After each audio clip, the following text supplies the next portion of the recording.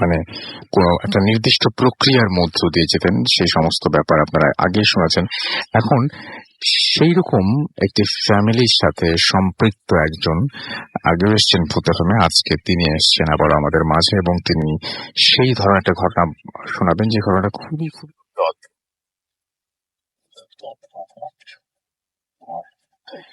ভয়ও আছে সেখানে, অনেকটা রহস্য আছে সেখানে, সবকিছু মিলিয়ে একটা দারুণ অনুভূতি হবে আপনার আশা করছি। আমরা চলে যাচ্ছি আমাদের প্রথম অতিথির কাছে। আপনার নামটা প্লিজ একটু বলবেন, তারপরে আমরা আপনার ঘটনায় যাব। আসসালামু আলাইকুম, ধন্যবাদ রাসেল ভাই। ওয়ালাইকুম সালাম। আমি আফনান বলছি, এসেছি আজিমপুর থেকে। তো রাসেল ভাই, আজকে যে ঘটনাটা আমি শেয়ার করতে চাই, আসলে যখের ধনের বিষয়টা আমি নিজেও বিশ্বাস করতাম না, কিন্তু এই বিষয়টি আসলে আমার এমন কাছের একজনের কাছ থেকে শোনা, আমি বাধ্য হয়েছি আমি এটা বিশ্বাস করতে। তো আমি সরাসরি ঘটনাতে চলে যাই। তো ঘটনাটি যার সাথে মানে ঘটেছে, তো তার হাজবেন্ড, উনি আবার আমার একটা খুব কাছের বড় ভাই আর কি। জি জি। তো উনি ওনার স্ত্রীর দাদার সঙ্গে ঘটে যাওয়া যে ঘটনাটা এবং ওনার পুরো পরিবার যে সাফার করেছে সেই ঘটনাটি উনি আমার সাথে শেয়ার করেন। আমি সেভাবে আপনাদেরকে বলার চেষ্টা করবো ইনশাআল্লাহ। তো ঘটনাটি ঘটে দেশ বিভাগের আগে। আমার ওই যে বড় ভাইয়ের কথা বললাম, ওনার স্ত্রীর যে দাদা, উনি মুর্শিদাবাদে থাকতেন ভারতের। আচ্ছা। তো উনি মুসলিম ছিলেন। আমরা তো জানি মোটামুটি জমিদাররা সাধারণত সনাতন ধর্মাবলম্বী হন, কিন্তু মুর্শিদাবাদে একজন ভালো একজন জমিদার ছিলেন, তার সাথে ওই মুসলিম ওই ব্যক্তির সম্পর্কটা খুব ভালো ছিল।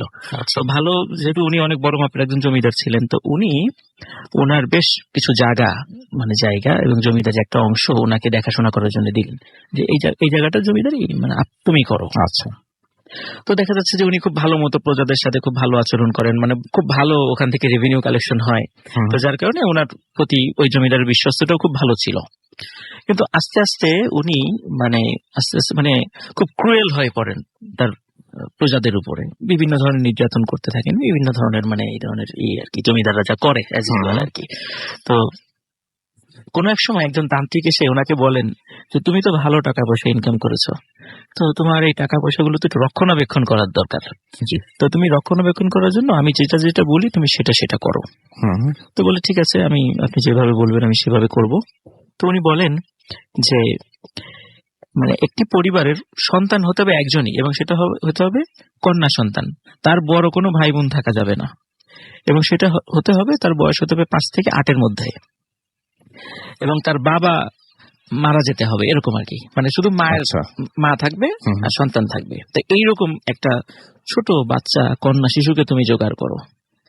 আসলে এইভাবে এই ধরনের রিকোয়ারমেন্টে কন্যা শিশু জোগাড় করা আসলে বেশ কঠিন, অনেক কঠিন, এরকম আসলে পাওয়া যায় না।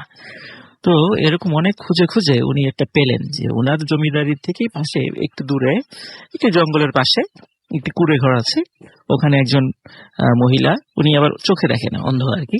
তো ওনার একটা ছোট বাচ্চা মেয়ে আছে, তার হাজবেন্ড অনেক আগে মারা গেছে, মেয়েটা অনেক ছোট থাকতে আর কি। তো ওই মেয়েটা সারা গ্রাম ঘুরে ওই মানুষের কাছ থেকে ওই ভিক্ষা করে কিছু নিয়ে আসে, তারপরে রান্না করে দুজন মিলে খায়, এইভাবে আর কি ওনাদের দিন চলে। তো অনেক কৌশলে ওই মেয়েকে জমিদার ধরে নিয়ে আসে। ধরে নিয়ে আসার পরে তো ওই যিনি তান্ত্রিক ছিলেন উনি বলেন যে তুমি মাটির নিচে একটা ঘর তৈরি করবা, আগে থেকে বলে রেখেছিল আর কি, ঘর তৈরি করবা, এবং ওখানে নির্দিষ্ট কিছু রিচুয়াল করে ওই তোমার ধন সম্পত্তি ওখানে রেখে ওই মেয়েটাকে ওই ঘরের মধ্যে আটকে রেখে আমরা বাইরে চলে আসবো। আচ্ছা। এবং ওই মেয়েটা ওখানে কান্নাকাটি করতে করতে মারা যাবে, ওর আত্মাটা ওখানে আটকা পড়ে যাবে, তোমার ধন সম্পত্তি সে পাহারা দেবে তোমার বিনা অনুমতিতে, অথবা তোমার বংশের কেউ ছাড়া ওই ধন সম্পত্তি কেউ নিতে পারবে না, মানে যেটা যখের ধনের কথা যেটা বলেছি, মানে ওরকমই আর কি। তো সত্যি তাই, উনি ওই কাজটি করেন, খুব নির্মম একটা কাজ, উনি কাজটা করেন। তো কাজ করার পরে প্রথম দিকে খুব বেশি অল্প কয়েকদিন কোনো সমস্যা হয়নি, কিন্তু ওই যে মা যে অন্ধ, তো ওনার তো মানে খুবই করুণ অবস্থা হয়ে গেল আরো বেশি। উনি যখন জানতে পারলেন যে জমিদার তার কন্যার সাথে এই ধরনের একটা ঘটনা ঘটিয়েছে, উনি সমস্ত গ্রাম ঘুরে খুব কান্নাকাটি করতেন, প্রত্যেকের বাড়িতে যেতেন যে জমিদার এরকম একটা কাজ করলো, আমার এত বড় একটা ক্ষতি করলো, আল্লাহ কি এর বিচার করবে না? অবশ্যই আল্লাহ বিচার করবে। এরকম উনি ঘুরে ঘুরে খালি অভিশাপ দিতেন যে এটা হবে ওটা হবে, এরকম খুব অভিশাপ দিতেন। এরকম উনি কান্নাকাটি করতে করতেই একসময় দেখা যায় উনি ওই কুড়ে ঘরের মধ্যেই মানে মৃত্যুবরণ করেন, এবং ওনার ডেড বডিটাও মারা যাওয়ারও বেশ অনেকদিন পরে পাওয়া যায়, পচে গলে গিয়েছিল এরকম আর কি। ওনার দেখাশোনা করা কেউ ছিল না জঙ্গলের পাশে আর কি। তো কিছুদিন পরে, মাসখানেক পরে জমিদার উনি নতুন নতুন কিছু ঘটনা ওনার সাথে ঘটতে থাকে। সেটা কেমন? তো আগেকার দিনে আমরা ঘর বাড়ি যেগুলো দেখতাম যে ওই ঘরের মধ্যেই আমরা যেমন বর্তমানে জানালার উপরে যেই সানসেট বা কার্নিশ যেটা বলি এরকম করা থাকে, ওরকম তো ঘরের ভিতরেও করা থাকে। আমরা দেখি যে ওর উপরে অনেক জরুরি মাল সামানাও অনেকে রাখেন আর কি ঘরের মধ্যে। এখন ওরকম তো যদিও দেখা যায় না। তো উনি রাতের বেলা খেয়াল করতেন যে কে যেন ওই কার্নিশের ওই উপরে ছোট আকৃতির একটা কালো ছায়া মূর্তি কিন্তু হু হু হু করে কান্নাকাটি করছে। আচ্ছা। তো উনি প্রথমে মনে করছে হয়তো স্বপ্ন দেখছেন, ভুল মানে দুঃস্বপ্ন দেখছেন, কিন্তু না, উনি সম্পূর্ণ জাগ্রত অবস্থায় সেটা দেখছেন। যখনই বলতেন কে কে বলার সাথে সাথে কোনো শব্দ নাই, এরকম হু হু করে কান্নাকাটি হতো। কিন্তু যখন আলো দিতেন, আলো জ্বালাতেন, তখন আবার এটা চলে যেত, তখন কিছু ছিল না। এরকম বেশ কয়েকবার ঘটনা ঘটতে থাকে। উনি প্রথমে মনে করে হয়তো ওনার ভুল হচ্ছে, কোনো ভুল হচ্ছে। এর কিছুদিন পরে কি হলো, উনি আবিষ্কার করলেন ওই ছায়ামূর্তিটি আসলে নিচে নেমে এসেছে। নিচে নেমে এখন তার পায়ের কাছে বসে কান্নাকাটি করে, ওরকম ঠিক একইভাবে হু হু করে কান্নাকাটি করে। তো উনি যখনই আলো জ্বালান তখন আর এটা থাকে না। এবং উনি ওনার উনি বিপত্নিক ছিলেন, এই জন্য উনি একাই ঘুমাতেন, যার কারণে উনি ওনার সন্তানদের সাথে সেটা শেয়ার করেন। এই যে এই ব্যাপার, বলে যে এটা কিছু না, এটা বাবা তোমার মনের ভুল হচ্ছে। তো এর মধ্যে কি হয় সেটা হচ্ছে ওনার জমিদারিতে বেশ কিছু সমস্যা সৃষ্টি হয়। যেমন যেই ফসলগুলো যেখান থেকে উনি ভালো রেভিনিউ কালেকশন করতেন, সেটা হঠাৎ করে অদ্ভুত ভাবে সেখানে পোকা লেগে সেটা নষ্ট হয়ে যায়। এবং ওনার ওই জমিদারি অংশে কোনো বলতে পারেন যে খুবই একটা মন্দা চলা শুরু করে। তখন কি করে, এই অবস্থায় যখন উনি রেভিনিউ কালেকশন করতে পারছিলেন না, তখন যেই জমিদার ওনাকে জমিদারিটা দিয়েছিলেন, তখন উনি ওটা ওনার কাছ থেকে কেড়ে নিয়ে আর একজনকে দিয়ে দেন। কারণ ওই জমিদারকেও তো ব্রিটিশদের কাছে একটা রেভিনিউ দিতে হবে, উনি বাধ্য ছিলেন সেটাই করতে। তো ইতিমধ্যে দেশ ভাগ হয়ে যায়। যখন উনি জমিদারি হারিয়ে ফেলেন, তখন উনি খুব একরকম নিশ্চয়ই হয়ে পড়েন আর কি। কারণ ওনার সম্পত্তি তো উনি মনে করেছেন জমিদারি দীর্ঘদিন থাকবে, কারণ ওনার সম্পত্তি আবার উনি ওখানে রেখে দিয়েছেন। কিন্তু যখন ওনার জমিদারি চলে যায়, তখন কিন্তু ওই জমিদার ওনাকে আর ওই বাড়িতে থাকতে দেননি, বের করে দিয়েছে। সেখানে তো আর ওই সম্পত্তি উদ্ধারের কোনো প্রশ্নই আসে না। তখন একরকম শূন্য হাতেই উনি দেশ বিভাগের পরে ওনার ছেলে এবং মেয়েদেরকে নিয়ে উনি চলে আসেন বাংলাদেশে। এবং আমার যে জেলা, আমি তো রাজবাড়ির বাসা, আমার হোম ডিস্ট্রিক্ট রাজবাড়ি, তো রাজবাড়িতে চলে আসেন। রাজবাড়ির একটা উপজেলা, পাংশা উপজেলা যেটা, সেখানে উনি বসবাস শুরু করেন। কিন্তু অদ্ভুত ব্যাপার ওনার সাথে যেটা ঘটতে থাকে সেটা হচ্ছে যে এই যে এরকম পায়ের কাছে বসে থাকা, সেটাও কিন্তু চলতে থাকে। তো উনি একদিন এটা উনি পরিবারের সাথে শেয়ার করতেন যে এই ধরনের ঘটনা ঘটছে, কিন্তু পরিবারের লোকজন ওইভাবে বিশ্বাস করতো না। একদিন উনি পুকুর ঘাটে গোসল করতে যান। গোসল করতে যাওয়ার পরে তো বাড়ির লোকজন অনেকক্ষণ ধরে ওনার কোনো খবর পায় না, যে কি ব্যাপার, অনেকক্ষণ হলো গোসল করতে গেছে, আসছে না কেন। পুকুর ঘাটে খোঁজ নিতে যখন ওনারা যান, তখন দেখেন যে ওনার লাশটা ভাসছে পুকুরে। তো উনি তো সাঁতার জানতেন, তো হঠাৎ কিভাবে মারা গেলেন, আর পুকুরটা অত গভীর না যে উনি ওইভাবে আর কি ডুবে মারা যাবেন। তো ওনার লাশটা যখন নিয়ে আসা হয়, আসল ভাই অদ্ভুত ব্যাপার, ওই ওনার পায়ের কাছে, ঠিক পায়ের গোড়ালির কাছে মনে হচ্ছে যে ছোট হাত, দুই হাত ধরে কে যেন ওনার পায়ের গোড়ালির কাছে খুব চেপে ধরেছিল। মনে হচ্ছে চেপে ধরেই পানির নিচে নিয়ে গেছে, এবং ওই পানির নিচে নেওয়ার পরে ওই কারণে উনি মারা গেছেন। তো ওই যে পায়ের কাছে ওনার পায়ের কাছে হাতের ছাপ, এটা স্পষ্ট ছিল। যারা দেখেছেন আর কি বলছেন যে এটা ছোট কোনো বাচ্চার হাতের ছাপের মতো। তো ঘটনা যদি এখানে শেষ হতো তো ভালো হতো। আসলে ঘটনার যেই সূত্রপাতটা অনেকটা তার পরিবারের সাথে যেটা ঘটে সেটা এখন থেকেই শুরু হয় আর কি। উনি তো মারা গেলেন, তো ওনার যারা ছেলে সন্তান ছিল এবং 3 মেয়ে ছিল, ছোট ছোট 3 মেয়ে ছিল। তো ওনাদের এই 3 মেয়ের যখনই কেউ বিবাহ উপযোগী এই ধরনের বয়সে যখন পৌঁছায়, অদ্ভুত ভাবে সে সুইসাইড করে। আচ্ছা।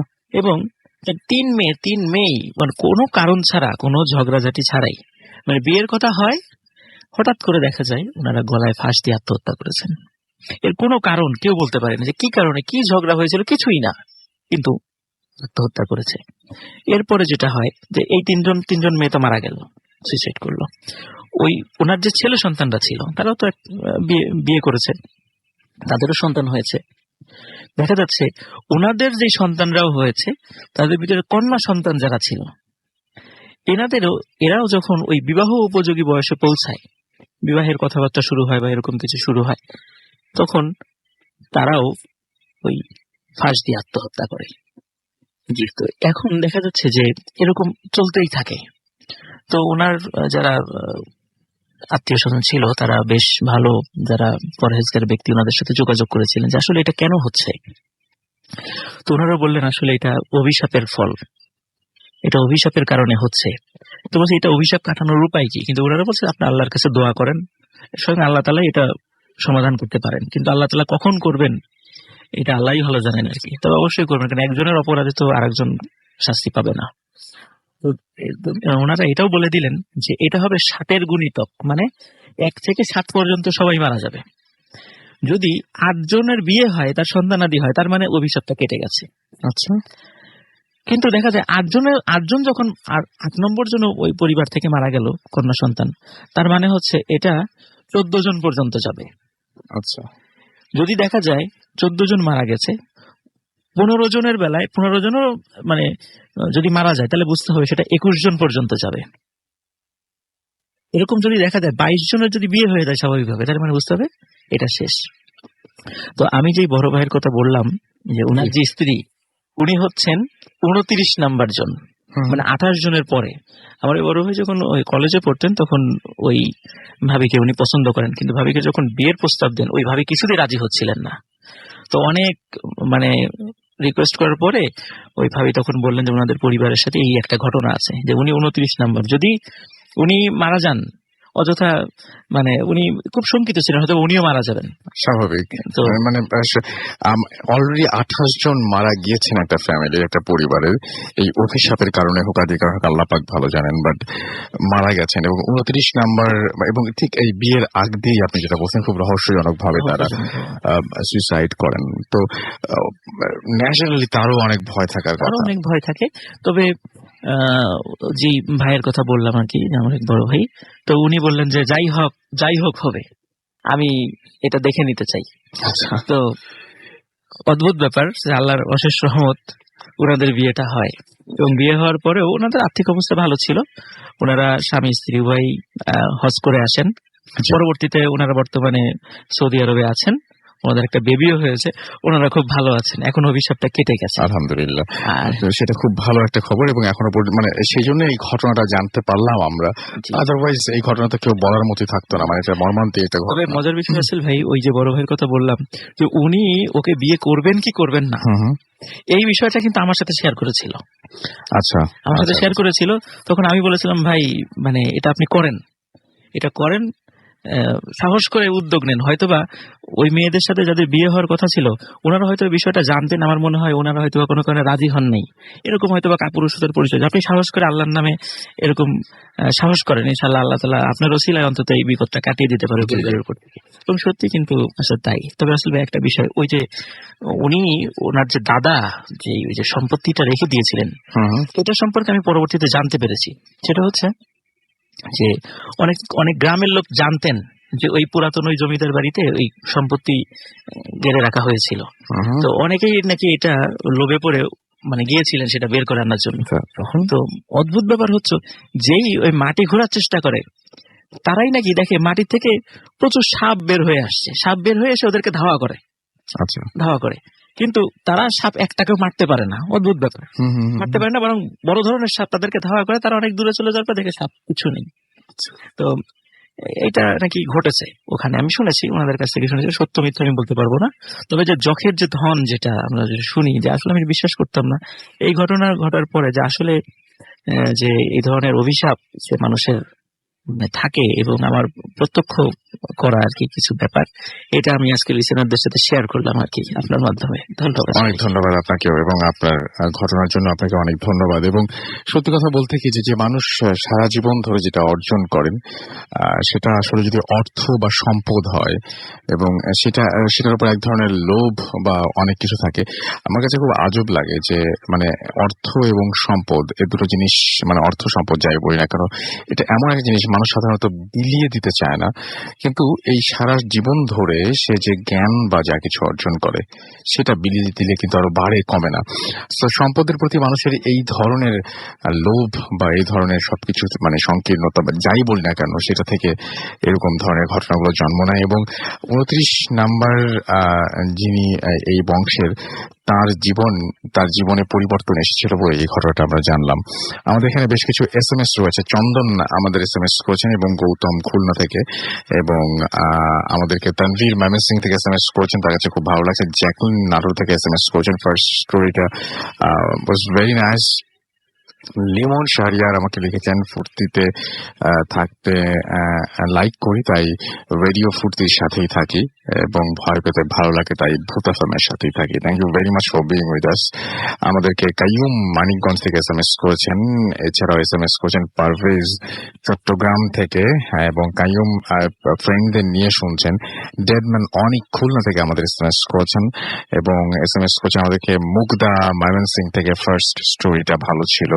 আমাদেরকে এছাড়াও দেখতে পাচ্ছি ইমরান বাগেরহাট থেকে লিখেছেন যে আগের ভয়ঙ্কর সাউন্ড ফেরত আনুন।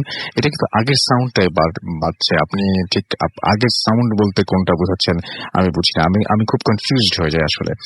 আমার কনফিউশনটা এটা নিয়ে যে আমাদের এখানে প্রচুর ইমেল আসে যারা বলেন যে আগের সাউন্ডটাই রাখতে, আবার প্রচুর ইমেল আমরা পাই যারা বলেন সাউন্ডটা চেঞ্জ করতে। আমি আসলে খুব কনফিউজ এই ব্যাপারটা নিয়ে যে আসলে কি করা উচিত, এবং এটা তো আমার সেটা ভোট করা উচিত, যে ভোটের মাধ্যমে যেটা মানে যেই সব মানে সংখ্যাগরিষ্ঠতার ভিত্তিতে আর কি, যিনি যাদের মানে যেই গ্রুপের সংখ্যা বেশি থাকবে তাদের শোনা উচিত আমার মনে হয়। ইমতিয়াজ করিম আমাদের SMS করেছেন আমাদের কিরণ ওয়েট থেকে, লাস্ট সেমিস্টার 10th। তিনি বলছেন যে তিনি ভূত এফএম এই মুহূর্তে শুনতে পাচ্ছেন না কোন একটা কারণ, আমি ঠিক জানি না। অলিন তো আমাদের SMS করেছেন, লং স্টোরি বেশি ভালো লাগে। আর এই যে স্টোরিটা একটু আগে বললেন সেটা মনে হয় মোটামুটি 15 মিনিটের উপরে তো হবেই, সো এটা লং স্টোরি ধরে নিতে পারি মনে হয় আমরা। আর আমি দেখতে পাচ্ছি আহমেদ আমাদের SMS করেছেন মেহেদি ডেমরা থেকে।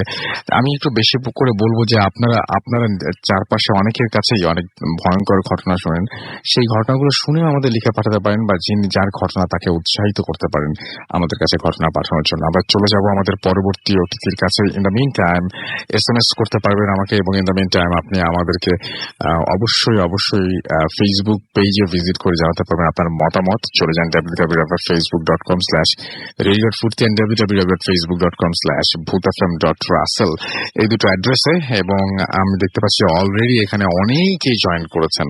আমরা চলে যাচ্ছি আমাদের দ্বিতীয় অতিথির কাছে, এবং তার কাছ থেকে আমরা চমৎকার ঘটনা শুনবো। আপনার নামটা প্লিজ একটু বলবেন, তারপর আপনার ঘটনায় আসি আমরা।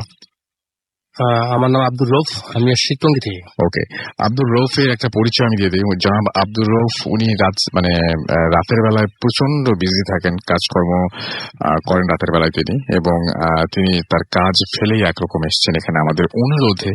সো আশা করছি যে আপনাদের তার ঘটনা অনেক ভালো লাগবে, এবং তার ঘটনা ভালো বলেই আমরা তাকে আমন্ত্রণ জানিয়েছি। আমাকে রিকোয়েস্ট করে তাকে নিয়ে আসা হয়েছে। আপনার যেটা ইচ্ছা সেটা থেকে শুরু করেন আপনি। আমার অনেক ছোট সময় যেটা সেটাই বলি।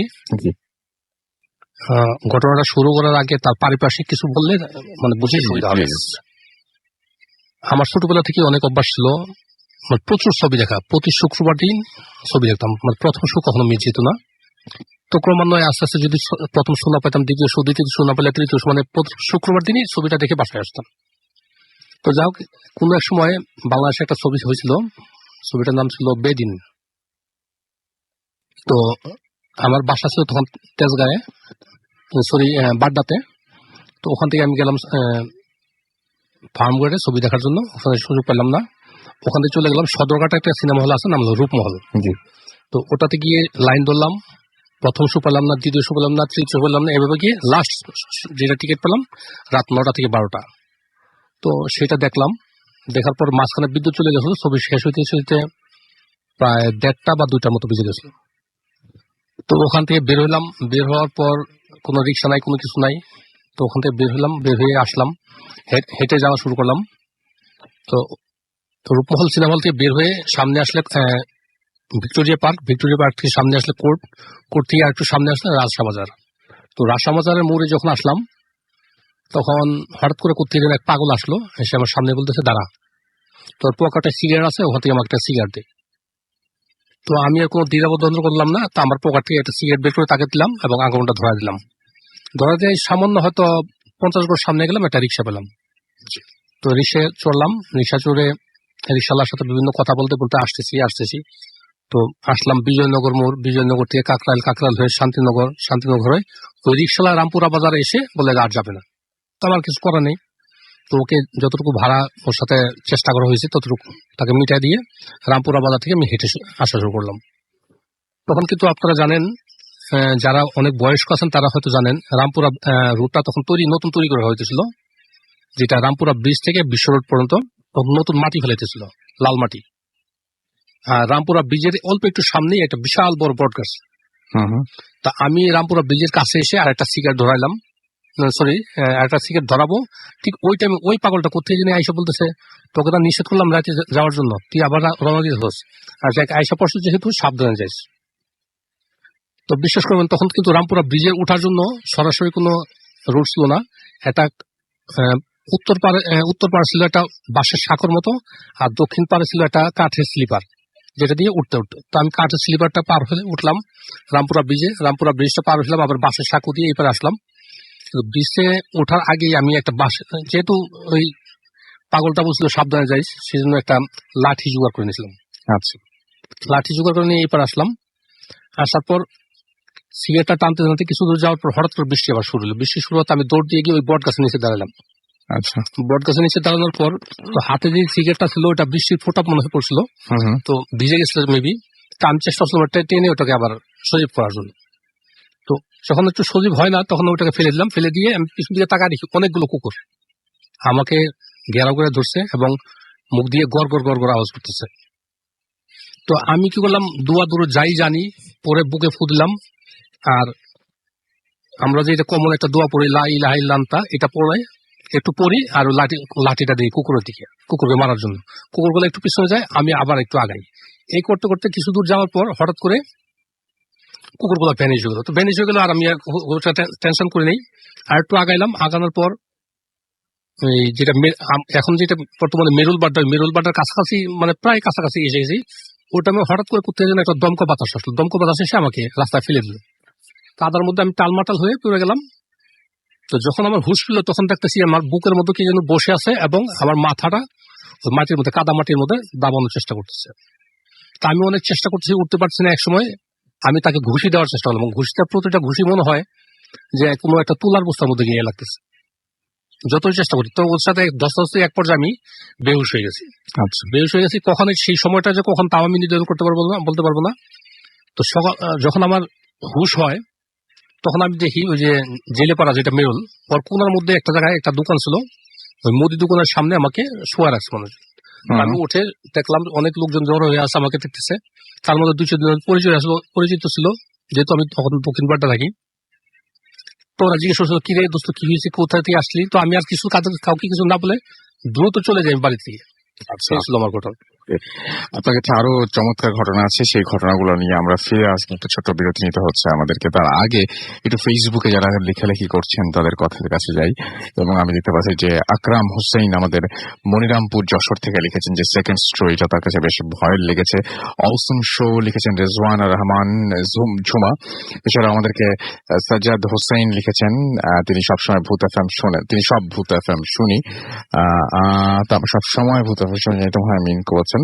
এবং আমি দেখতে পাচ্ছি যে আমাদের এখানে SMS করেছেন জাহিদ আহমেদ, এছাড়াও SMS না, ফেসবুকে কমেন্ট করেছেন KH শাহরিদ আমাদের এখানে আছেন আঞ্জুমান লিমা, এছাড়াও আমাদের অনন্ত কুন্ডু, এছাড়াও আকরাম হোসেন, পলাশ GM, এছাড়াও আমাদের এখানে আছেন মনোয়ার ইসলাম মিন্টু, এছাড়াও রাহুমা হাউরিন, রাহুমা রাউরিন, এবং তিনি ভয় পাচ্ছেন তাই লিখেছেন। আবির ইবনে সিনহা আমাদের সাথে আছেন, আমাদের সঙ্গে রয়েছেন দেখতে পাচ্ছি মাজহার রাকিব সহ আরো আরো আরো অনেকে। আমাদের যে ভূত এফএম যে পেজটা রয়েছে সেখানে আছেন হৃদয় হাসান, এবং তিনি বলছে যে তিনি ভয় ফিল করতে চান। আমরাও আপনাদের চেষ্টা করছি আপনার ভয় দেবার জন্য। খুব ভয় লাগছে এসকে কাউসার লিখেছেন, সাজিদ হাসান মুগ্ধ লিখেছেন ভূত এফএম উইকে 2 দিন হলে খুব ভালো হয়। আমরা যদি আপনার কাছ থেকে পর্যাপ্ত ঘটনা পাই তাহলে 2 দিন কেন, প্রতিদিন করা যেতে পারে, বাট প্রতিদিন করার মতো ঘটনা আসলে আমাদের হাতে পেতে হবে, এবং প্রত্যেকটা ঘটনা যদি সেরকম ভালো হয় তাহলে তো করতেই পারি আমরা। আপনারা বেশি করে ঘটনা পাঠান, দেখা যাক কি হয়। আমাদেরকে এছাড়া রোয়েন রূপক আমাদের সাথে আছেন, আমাদের সাথে রয়েছেন আরশাদ হোসেন, আমাদের সাথে আছেন জিন্দাল আচ্ছা লাশ ওকে তাসনোভা আমাদের সাথে রয়েছেন, এবং আমাদের সাথে আছেন দেখতে পাচ্ছি আচ্ছা ভূত এফএমের ওয়েবসাইট থেকে তিনি ডিরেক্ট শোনার চেষ্টা করছেন। আমার যেটা মনে হয় যে আপনি অ্যাপ ইউজ করতে পারেন, আপনি অ্যাপ ইউজ করেন। আমাদের অ্যাপটা তো আপনারা আমরাও জানিনি, আপনাদের মানে কি বলবো যে আপনাদের অ্যাপ স্টোরে যেতে পারেন বা গুগল প্লে স্টোরে যেতে পারেন, এবং সেখানে গিয়ে আপনি টাইপ করতে পারেন রেডিও ফুর্তি, আপনি খুব সহজে আমাদের অ্যাপ পেয়ে যাবেন এবং সেটা নামিয়ে ফেলতে পারেন। আমাদেরকে জয় আহমদ লিখেছেন, এছাড়া আমার সাথে রায়হান আসলাম, সুজন আহমেদ সহ আরো অনেকে আমাদের সঙ্গে রয়েছেন। আমরা ছোট্ট বিরতি নিচ্ছি, বিরতির পরে আবারও ফিরে আসছি এখনই। সেই পর্যন্ত আশা করবো আমাদের সঙ্গে থাকবেন। স্টে টিউনড ফর রেডিও ফুর্তি and don't stop the Furti. FM, the night comes alive.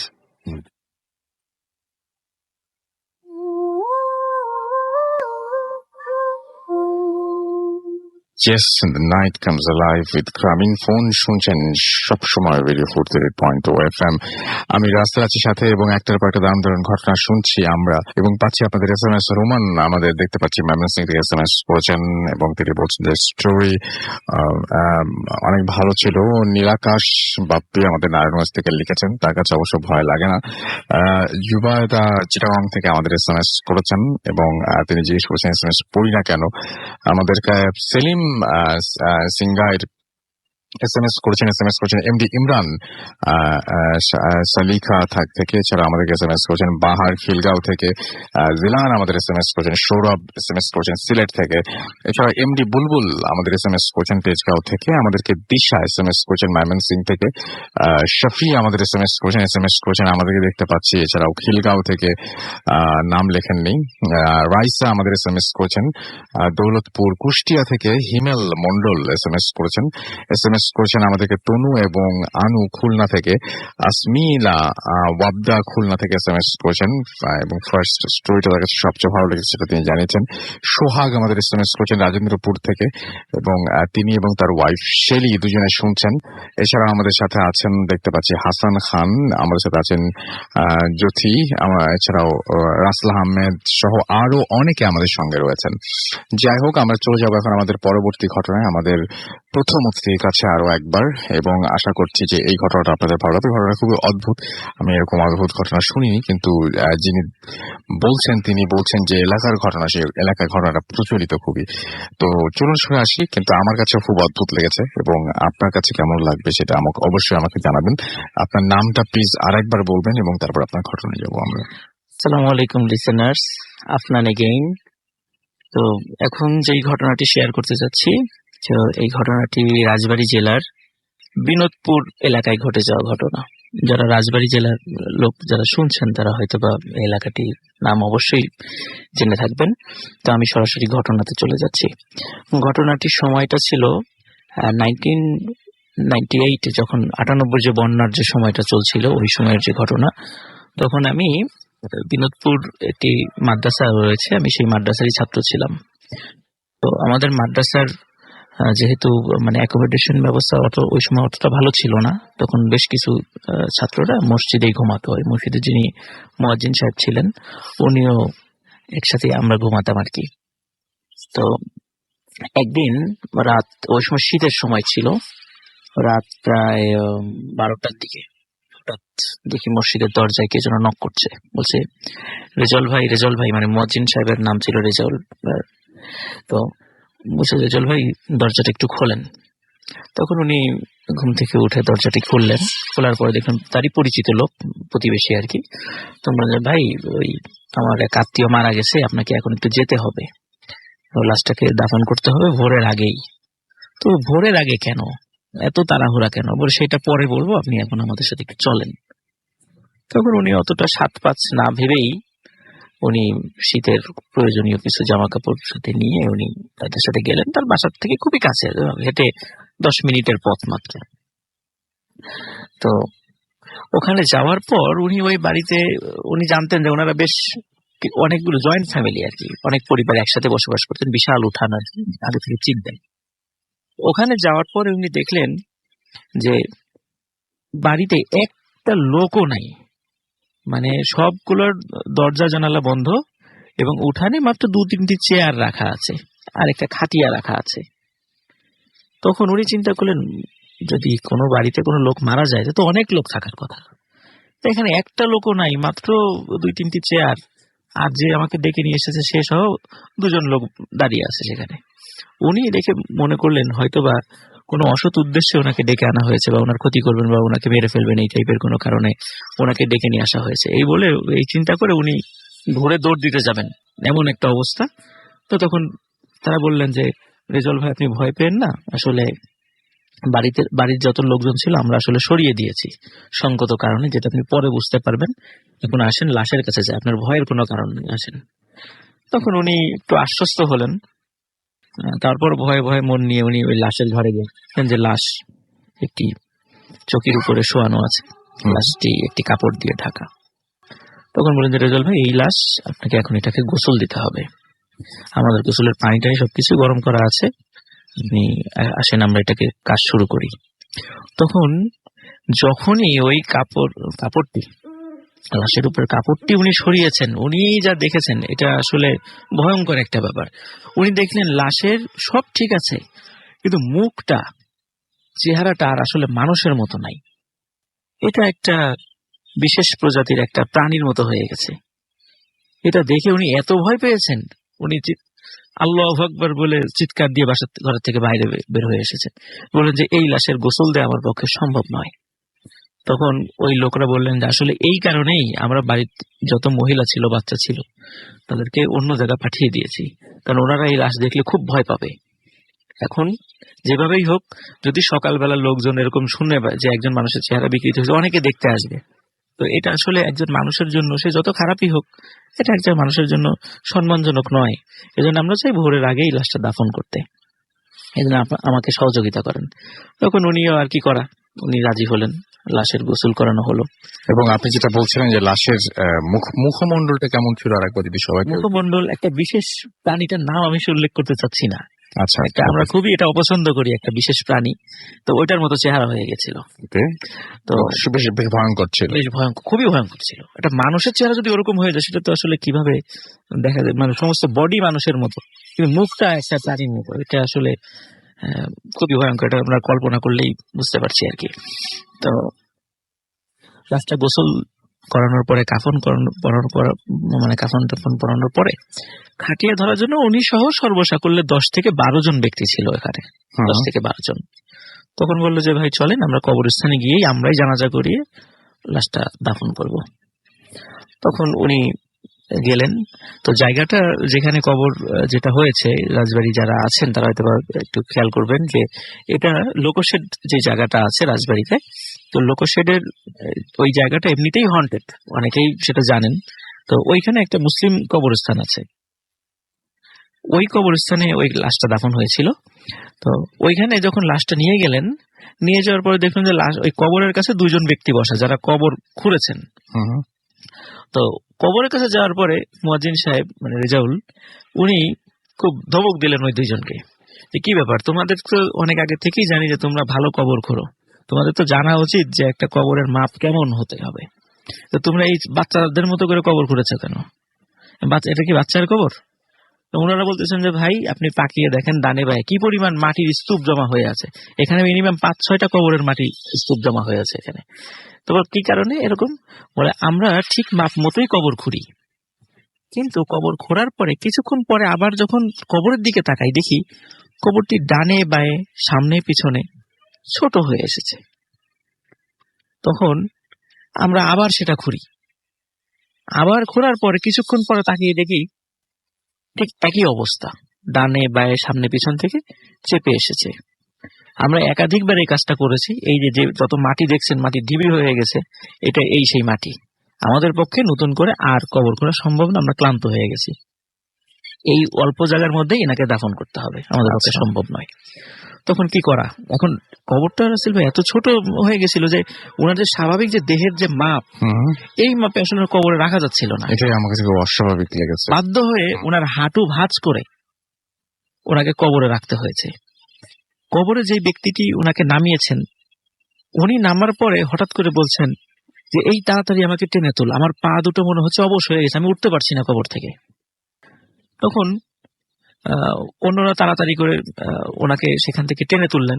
টেনে তোলার পরে উনি অনেকক্ষণ মানে হাঁটতে মানে পা ওরকম মানে একটা অবশ হওয়ার মতো অবস্থা ছিল, অনেকক্ষণ হাঁটতে পারেননি।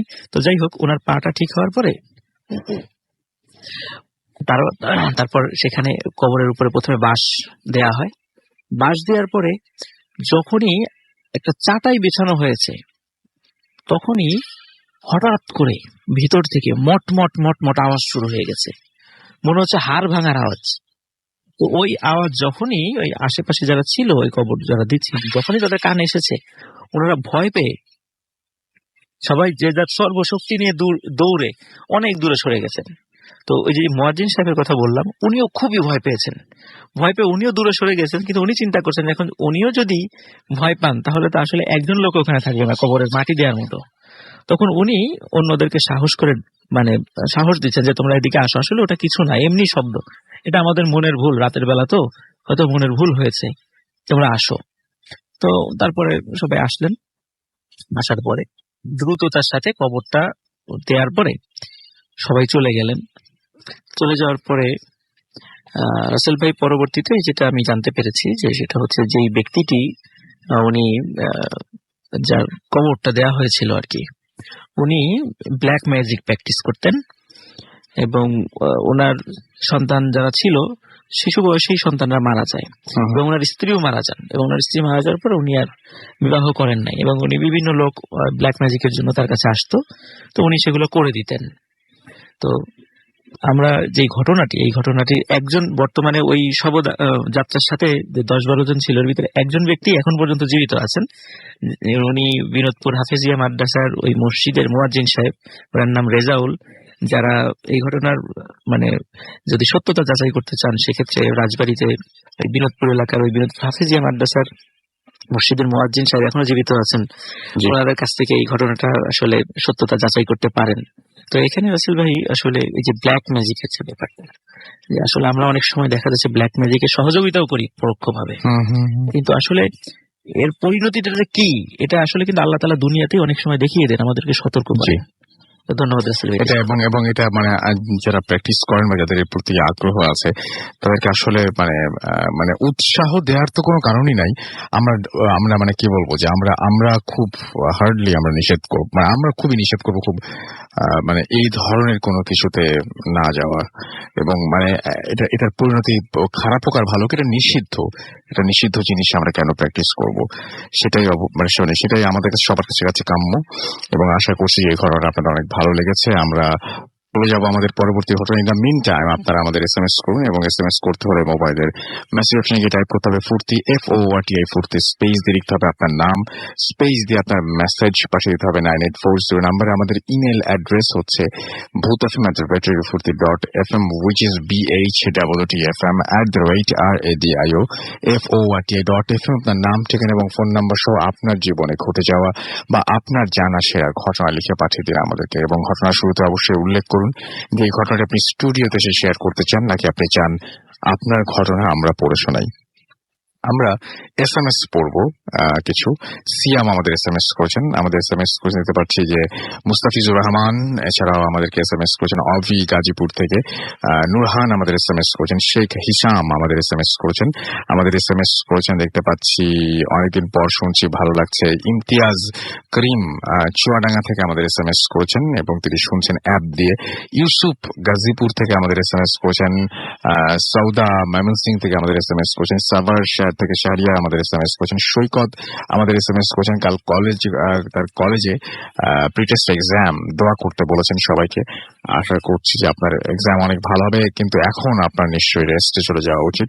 এমডি মাহমুদুল চাপাই নবগঞ্জ থেকে লিখেছেন, তার কাছে সবগুলো স্টোরি ভালো লেগেছে। রাকিব আমাদের SMS করেছেন, দোলন আমাদের SMS করেছেন, রাহিক আমাদের SMS করেছেন আমাদেরকে দেখতে পাচ্ছি, জুনায়েদ এছাড়াও SMS করেছেন, তুষার, মিজান ঢাকা ক্যান্টনমেন্ট থেকে আমাদের SMS করেছেন, আমাদের আদম SMS করেছেন এবং আমাদেরকে SMS করেছেন দেখতে পাচ্ছি খুলনা থেকে রূপা, এছাড়াও আমাদের সাদাফ খান থেকে শুরু করে আরো অনেকে আমাদের SMS করেছেন। আমরা চলে যাচ্ছি আমাদের পরবর্তী স্টোরিতে।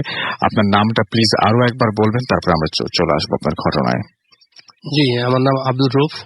জি, এসছি টঙ্গী থেকে। জি, আমি এখন যে ঘটনাটা বলবো সেটা হলো গুলশান 2 নম্বরেই সঙ্গত কারণে বিল্ডিংটার নামটা বলছি না, জি, আপনি হয়তো বুঝতে পারবেন। তো ওই বিল্ডিংটার 8 তলায় যখন আমি আইডিবিতে চাকরি করি তখন একটা কন্ট্রাক্ট পেয়েছিলাম কাজের, নেটওয়ার্কের কাজ করার। জি, 10টা পিসি, অ্যামাউন্ট ভালো ছিল। বিদায় বৃহস্পতিবার দিন রাতে আমি বিল্ডিং এ চলে আসলাম কাজ করার জন্য। আসার পর যার সাথে কন্ট্যাক্ট ছিল সে আমাকে সব কাজ বুঝাই দিয়ে তারা চলে গেল। যেহেতু কাজ করবে রাতে, 10টা পিসির কাজ নেটওয়ার্ক করে উইন্ডোজ সেট আপ দেওয়া, মানে মোটামুটি পুরো রাত্র লেগে যাবে। তো যাক, ওরা অফিসে চলে যাওয়ার পর আমি যথারীতি কাজ শুরু করলাম। কেবল গুলো প্রতিটা পিসি অন্তর অন্তর মাপ দিয়ে কাটলাম, কেটে পিসির মানে দেয়ালের কিনারে দিয়ে পিসি পর্যন্ত টানলাম। টেনে দিয়ে 2-3টা কেবল পাঞ্চ করলাম, আর যে 45 কানেক্টর পাঞ্চ করলাম। পাঞ্চ করে মানে মোটামুটি একটা প্রস্তুতি পর্যায়ে যাচ্ছি, তখন হঠাৎ করে কারেন্টটা চলে গেল। তো হাতে ঘড়ি ছিল না, তো অনুমান করলাম তখন রাত্রে 11টা বা 11:30 হবে। কারেন্ট চলে যাওয়াতে ইমার্জেন্সি হিসেবে একটা মোমবাতি ছিল, সেটা ধরালাম। ধরায় তারপর আমি এশার নামাজ পড়লাম, তারপর রাতের খাবার শেষ করলাম। তো মিন টাইম আমার মোমবাতিটা, যেহেতু মোমবাতিটা পুরনো ছিল, অল্প একটু ছিল, তো ওই সময় মোমবাতিটাও শেষ হয়ে গেল। জি। তো তখন আমি পকেট থেকে ম্যাচ বের করলাম, ওই মোমবাতিটা না ধরে আমি একটা সিগারেট ধরাবো। একটা সিগারেট ধরবো, তখন পিছন থেকে কে যেন আমাকে বললো যে ভাই এটা ম্যাচটা জ্বালায়েন না। তা আমি মনে করলাম যে হয়তো দারোয়ান আসছে, নিচে যে দারোয়ান ছিল দারোয়ান আসছে আমাকে হেল্প করার জন্য। তা আমি দারোয়ানকে জিজ্ঞেস করলাম যে আপনি দরজা বন্ধ আসলেন কি করে? তো বললাম যে আমরা এসেছি, আমাদের উস্তাদ আমাকে বলছে আপনাকে কাজে সাহায্য করার জন্য। তা আমি বললাম যে আপনারা এখানে কতজন? বললো যে আমরা 10-12 জন আছি। 10-12 জন আপনারা দরজা লক করে আপনারা ঢুকলেন কিভাবে? সেইটা প্রশ্নের উত্তর আপনার জানার দরকার নেই, আপনি বলেন আপনাকে আমরা কিভাবে হেল্প করতে পারি। তখন বললাম আমি যে আপনাদের কি উস্তাদকে আমি আপনাদেরকে চিনি না যাই নাই, অন্ধকারের মধ্যে আপনারা কাজ করবেন কিন্তু। তখন বললো যে আপনি অন্ধকারে হাতে হাতে একটা কাজ আমাকে দেখায় দেন, এটা আমরা করে দিচ্ছি, আমাদের জন্য অন্ধকার কোনো সমস্যা না। তখন আমি অনেক কষ্ট করে একটা কেবলের কানেকশন পাঞ্চ করে আবার নতুন একটা পিসিতে কানেক্ট করে দিলাম, এবং ওই কেবলটা কি ইলেকট্রিক চ্যানেলের ভিতরে ঢুকাইতে হবে সেটা দেখা দিলাম। আচ্ছা, এই অন্ধকারের মধ্যে হাতে দেখা দিলাম। তখন তারা বললো যে আপনি কি এই চেয়ারটায় বসেন, আমরা কাজ করতেছি। আনুমানিক 10-15 মিনিট খুটখাট আওয়াজ হলো, তখন তারা বললো যে কাজ শেষ। তারপর কিভাবে শেষ হলো? বললো যে হ্যাঁ কাজ শেষ হয়ে গেছে, আরো কোনো কাজ আছে কিনা বলেন। আমি বললাম যে অন্ধকারের মধ্যে কোনো কাজই করা সম্ভব না, আপনারা তো করে ফেলছেন। তো বললো তাহলে আমরা চলি বলে একজন আমাকে সালাম দিল, আসসালামু আলাইকুম, বাস, আর কোনো আওয়াজ নাই। আমি বললাম ভাই দাঁড়ান আমার কথা শুনেন। কেউ আর নাই, সবাই চলে গেল। যাই হোক, আমি বসে রইলাম, বসে থাকতে হঠাৎ করে কারেন্ট আসলো। তো কখন কারেন্ট আসলো? এই সময়টা অনেক লম্বা একটা সময়ের পরে কারেন্ট আসলো। কারেন্ট আসার পর আমি আবার কাজ শুরু করলাম। কাজ শুরু করে সবগুলো পিসি কানেক্ট করলাম, কানেক্ট করে উইন্ডোজ সেট আপ দিলাম। সেটা সকাল হয়ে গেল, পরে আমি চলে গেলাম। এই ছিল আমার। ওকে, সো আপনি এখনো পর্যন্ত জানেন না আসলে তারা কে ছিল? না, আমি জানি না, এখনো পর্যন্ত জানেন না। অনেক ধন্যবাদ আপনাকে আপনার ঘটনার জন্য, এবং আশা করছি যে আপনাদের ঘটনাটা ভালো লেগেছে। এবং তার কাছে আমরা আরো একটা ঘটনা আছে, সেই ঘটনা যদি পরবর্তীতে সময় পাই তাহলে আবার শোনাবো। এখন যেটা করব সেটা হচ্ছে একটা ব্যাপার আপনাদের একটু মনে করিয়ে দিতে চাই। সেটা হচ্ছে যে বাংলাদেশের বিভিন্ন জায়গায় এখন যেটা হচ্ছে, মানে আমাদের ভূত এফএমের অনেক অনেক অনেক অনেক মানে লিসনার হয়তো হয়তো এই মুহূর্তে শুনতে পাচ্ছেন না, কারণ ভয়াবহ বন্যা পরিস্থিতি, এই দুর্যোগের সাথে সামাল দিয়ে হয়তো আজকে রাত্রে ভূত এফএমটা শোনা হচ্ছে না। কয়েক সপ্তাহ ধরেই হয়তো এরকম চলছে। মাসখানেক অবধ থেকে আমি দেখতে পাচ্ছি যে বাংলাদেশের বিভিন্ন জায়গায় বন্যা পরিস্থিতির অবনতি ঘটছে, এবং আমরা একটা জিনিস আপনাদের কাছে রিকোয়েস্ট করবো, যারা শুনতে পাচ্ছেন, যারা সেই সমস্ত সৌভাগ্যবান যারা শুনতে পাচ্ছেন, ইভেন আমরাও শো করতে পারছি এবং খুব নিশ্চিন্তেই আমরা আছি, তো আপনাদের সবার কাছে রিকোয়েস্ট আমার একটাই, সেটা হচ্ছে যারা যেভাবে পারেন তারা অবশ্যই অবশ্যই অবশ্যই সহযোগিতা করবেন। কারণ আমাদের মানে বেঁচে থাকার চাইতে সবাই মিলে, মানে একা ভালো থাকার চাইতে সবাই মিলে ভালো থাকার মধ্যে অনেক শান্তি এবং অনেক মানে কি বলবো যে আল্লাহকেও খুশি করা হয়, নিজেরাও অনেক নিজেরাও অনেক ভালো থাকবেন সেটাই আশা করব। এবং আমার মনে হয় যে যেভাবে পারেন সেই দুর্গত মানুষদের পাশে দাঁড়াবেন, এবং আপনারা অবশ্যই সেটা করবেন, সেটা আমি জানি। জাস্ট আমি একটু মনে করিয়ে দিলাম আর কি। তো থ্যাংক ইউ ভেরি মাচ যারা এতক্ষণ ধরে আমাদের সাথে শুনছেন এবং শুনবেন, তাদের সবাইকে অনেক অনেক অনেক অনেক ধন্যবাদ জানাচ্ছি। এবং আমি আরো একবার চলে যাচ্ছি আমাদের যারা এই মুহূর্তে আমাদের ফেসবুকে রয়েছেন, দেখতে পাচ্ছি অসংখ্য মানে আমাদের লিসেনার যারা আমাদেরকে ভালোবাসেন তারা অলরেডি ফেসবুকে আছেন এই মুহূর্তে। অনেকদিন পর শুনছেন হৃদয় কাইয়ুম আমাদের সাথে আছেন, অর্থহীন বালক আমাদের সাথে আছেন, এবং অনেক আগে থেকে তিনি শোনেন তাই লিখেছেন। বরিশাল থেকে তিনি লিখছেন। জরিন তাসনিম সামিয়া লিখেছেন আই লাভ ভূত এফএম। এছাড়া এমডিএ আবুল আলিম জয় লিখেছেন ভয়ে তিনি বেশ ভয় পাচ্ছেন, সেটা তিনি লিখেছেন। আমার কাছে একটা ঘটনা আছে ভূত এফএমের থেকে, সব ঘটনা ভূত এফএমের ঘটনা আছে, আমার একটা ঘটনা আছে ভূত এফএমের ঘটনা যা যত ঘটনা আছে তার থেকে আলাদা। তাহলে আর দেরি করে কি বলুন, আপনি এখনই পাঠিয়ে দিন আমাদের ঘটনাটা। আমাদের অ্যাড্রেস হচ্ছে bhuthfm@radio240.fm। আপনি কোথা থেকে লিখছেন সেটা আমাকে অবশ্যই জানাবেন, এবং সেখান থেকে মানে যেখান থেকে লিখছেন সেই অ্যাড্রেসটা এবং আপনার ফোন নাম্বারটা দিবেন যদি আপনি স্টুডিওতে আসতে চান। তার স্টোরিটা শুনে তার কাছে খুব ভয় লেগেছে। শিশির আহমেদের এমডি রাতুল সর্দার আমাদের সঙ্গে আছেন, আমাদের সঙ্গে রয়েছেন ফারিয়া আক্তার মুন্নি, আয়েশা আখতার আমাদের সঙ্গে আছেন, আমাদের সঙ্গে রয়েছেন হৃদয় পল, এছাড়াও জাহিদ হোসেন শোভন আমাদের সাথে রয়েছেন দেখতে পাচ্ছি। এছাড়াও হাফিজুর রহমান হাফিজ আমাদের সাথে আছেন, রানা দেব সহ আরো অনেকে। আপনি যদি থাকতে চান চলে আসুন আমাদের ফেসবুক পেজে www.facebook.com/radio.furti and www.facebook.com/bhuthfm.russell। আমরা ছোট্ট একটা বিরতিতে যাব এবং বিরতির পরে আবারও ফিরে আসবো আপনাদের কাছে।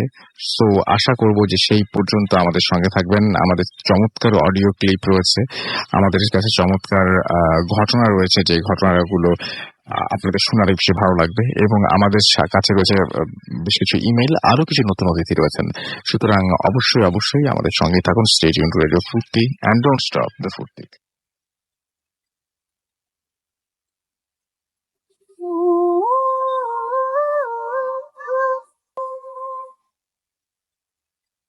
হ্যালো রাসেল ভাইয়া, আসসালামু আলাইকুম। আমি আপনাদের একজন নিয়মিত শ্রোতা, প্রায় প্রতিটি এপিসোডই আমার শোনা হয়েছে। তো this is the first time I am sending any recording, so আশা করি ভালো লাগলে শোনাবেন। ঘটনাটি ঘটে ভারতের আসামে। একজন টেলিকম ইঞ্জিনিয়ার যিনি বাংলাদেশে একটি বহুজাতিক কোম্পানিতে কর্মরত আছেন, উনি ঘটনাটি আমার সাথে শেয়ার করেছেন।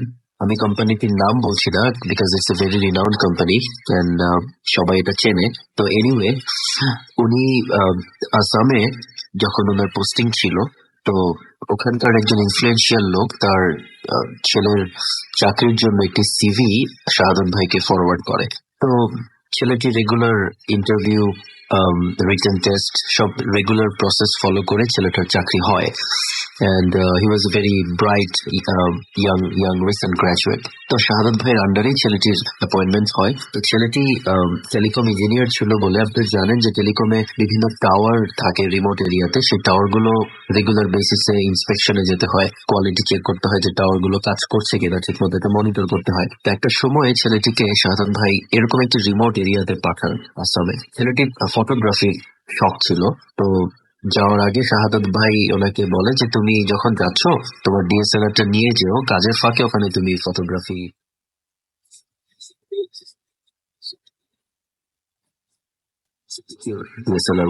তো ছেলেটি সেখানে যায়, একটা রিসোর্টে ওঠে, এবং ছেলেটির সাথে একটা গাড়ি থাকে। ওখানকার একটা লোকাল রেন্টে কার থেকে একটা গাড়ি সে নেয়। ওই গাড়ি দিয়ে সে বিভিন্ন জায়গায় ঘুরতো কাজের পর, ছবি তুলতো। তো ওখানে যাওয়ার পরে থার্ড ডেতে ছেলেটির ড্রাইভার একদিন শাহাদত ভাইকে ফোন করে বলে যে স্যার, স্যারকে তো পাওয়া যাচ্ছে না। তো শাহাদত ভাই বলে যে পাওয়া যাচ্ছে না মানে কি? তো বলে যে আমরা ঘুরতে ঘুরতে একটা ছোট পাহাড়ি নদীর কাছে এসে দাঁড়াই, লাইক আমাদের সিলেটের জাফলং এ যেরকম খুব শ্যালো কিছু রিভার আছে, যে নিচে পাথর দেখা যাচ্ছে, উপরে পানির ফ্লো, দাঁড়ালে হয়তো জাস্ট হাঁটুর নিচে পানি থেকে, এরকম একটি ওয়াটার স্ট্রিম, ওখানে তারা ছবি তোলার জন্য যায়। তো ছেলেটি তখন ড্রাইভারকে বলে যে ভাইয়া, আমার ক্যামেরাটা গাড়িতে আছে, সো আপনি একটু গাড়ি থেকে ক্যামেরাটা নিয়ে আসেন। তো গাড়িটা একটু উঁচু জায়গায় ছিল, একটা পাহাড়ের ওপরে। তো ড্রাইভারের ভাষ্য মতে সে ক্যামেরাটা নিয়ে যখন এসে দেখে ছেলেটি ওখানে নাই। শেষবার যখন ওকে দেখে যায় তখন ছেলেটি একটা বড় উঁচু পাথরের ওপরে বসেছিল। তো এসে দেখে ছেলেটি ওখানে নাই। তো শাহাদাত ভাই খুব টেনশনে পড়ে যান, যেহেতু ওনার একটি ইনফ্লুয়েন্সিয়াল পার্সনের ছেলে, এবং উনি তাকে ওই রিমোট এরিয়াতে টাওয়ার ইন্সপেকশনের জন্য পাঠিয়েছেন। তো হি বিকেম ভেরি কনসার্ন এবং বলে যে ঠিক আছে, তুমি লোকাল লোকজনকে বলো খুঁজে দেখতে, আমি আমি আমি দেখছি কি করা যায়। তো ওই দিন সারাটা দিন, থার্ড ডে সারাটা দিন ওনারা অনেক খোঁজাখুঁজি করে, ছেলেটিকে কোথাও পাওয়া যায় না। পরের দিন শাহাদাত ভাই গাড়ি নিয়ে ওই এরিয়াতে যান, নিজেই চলে যান।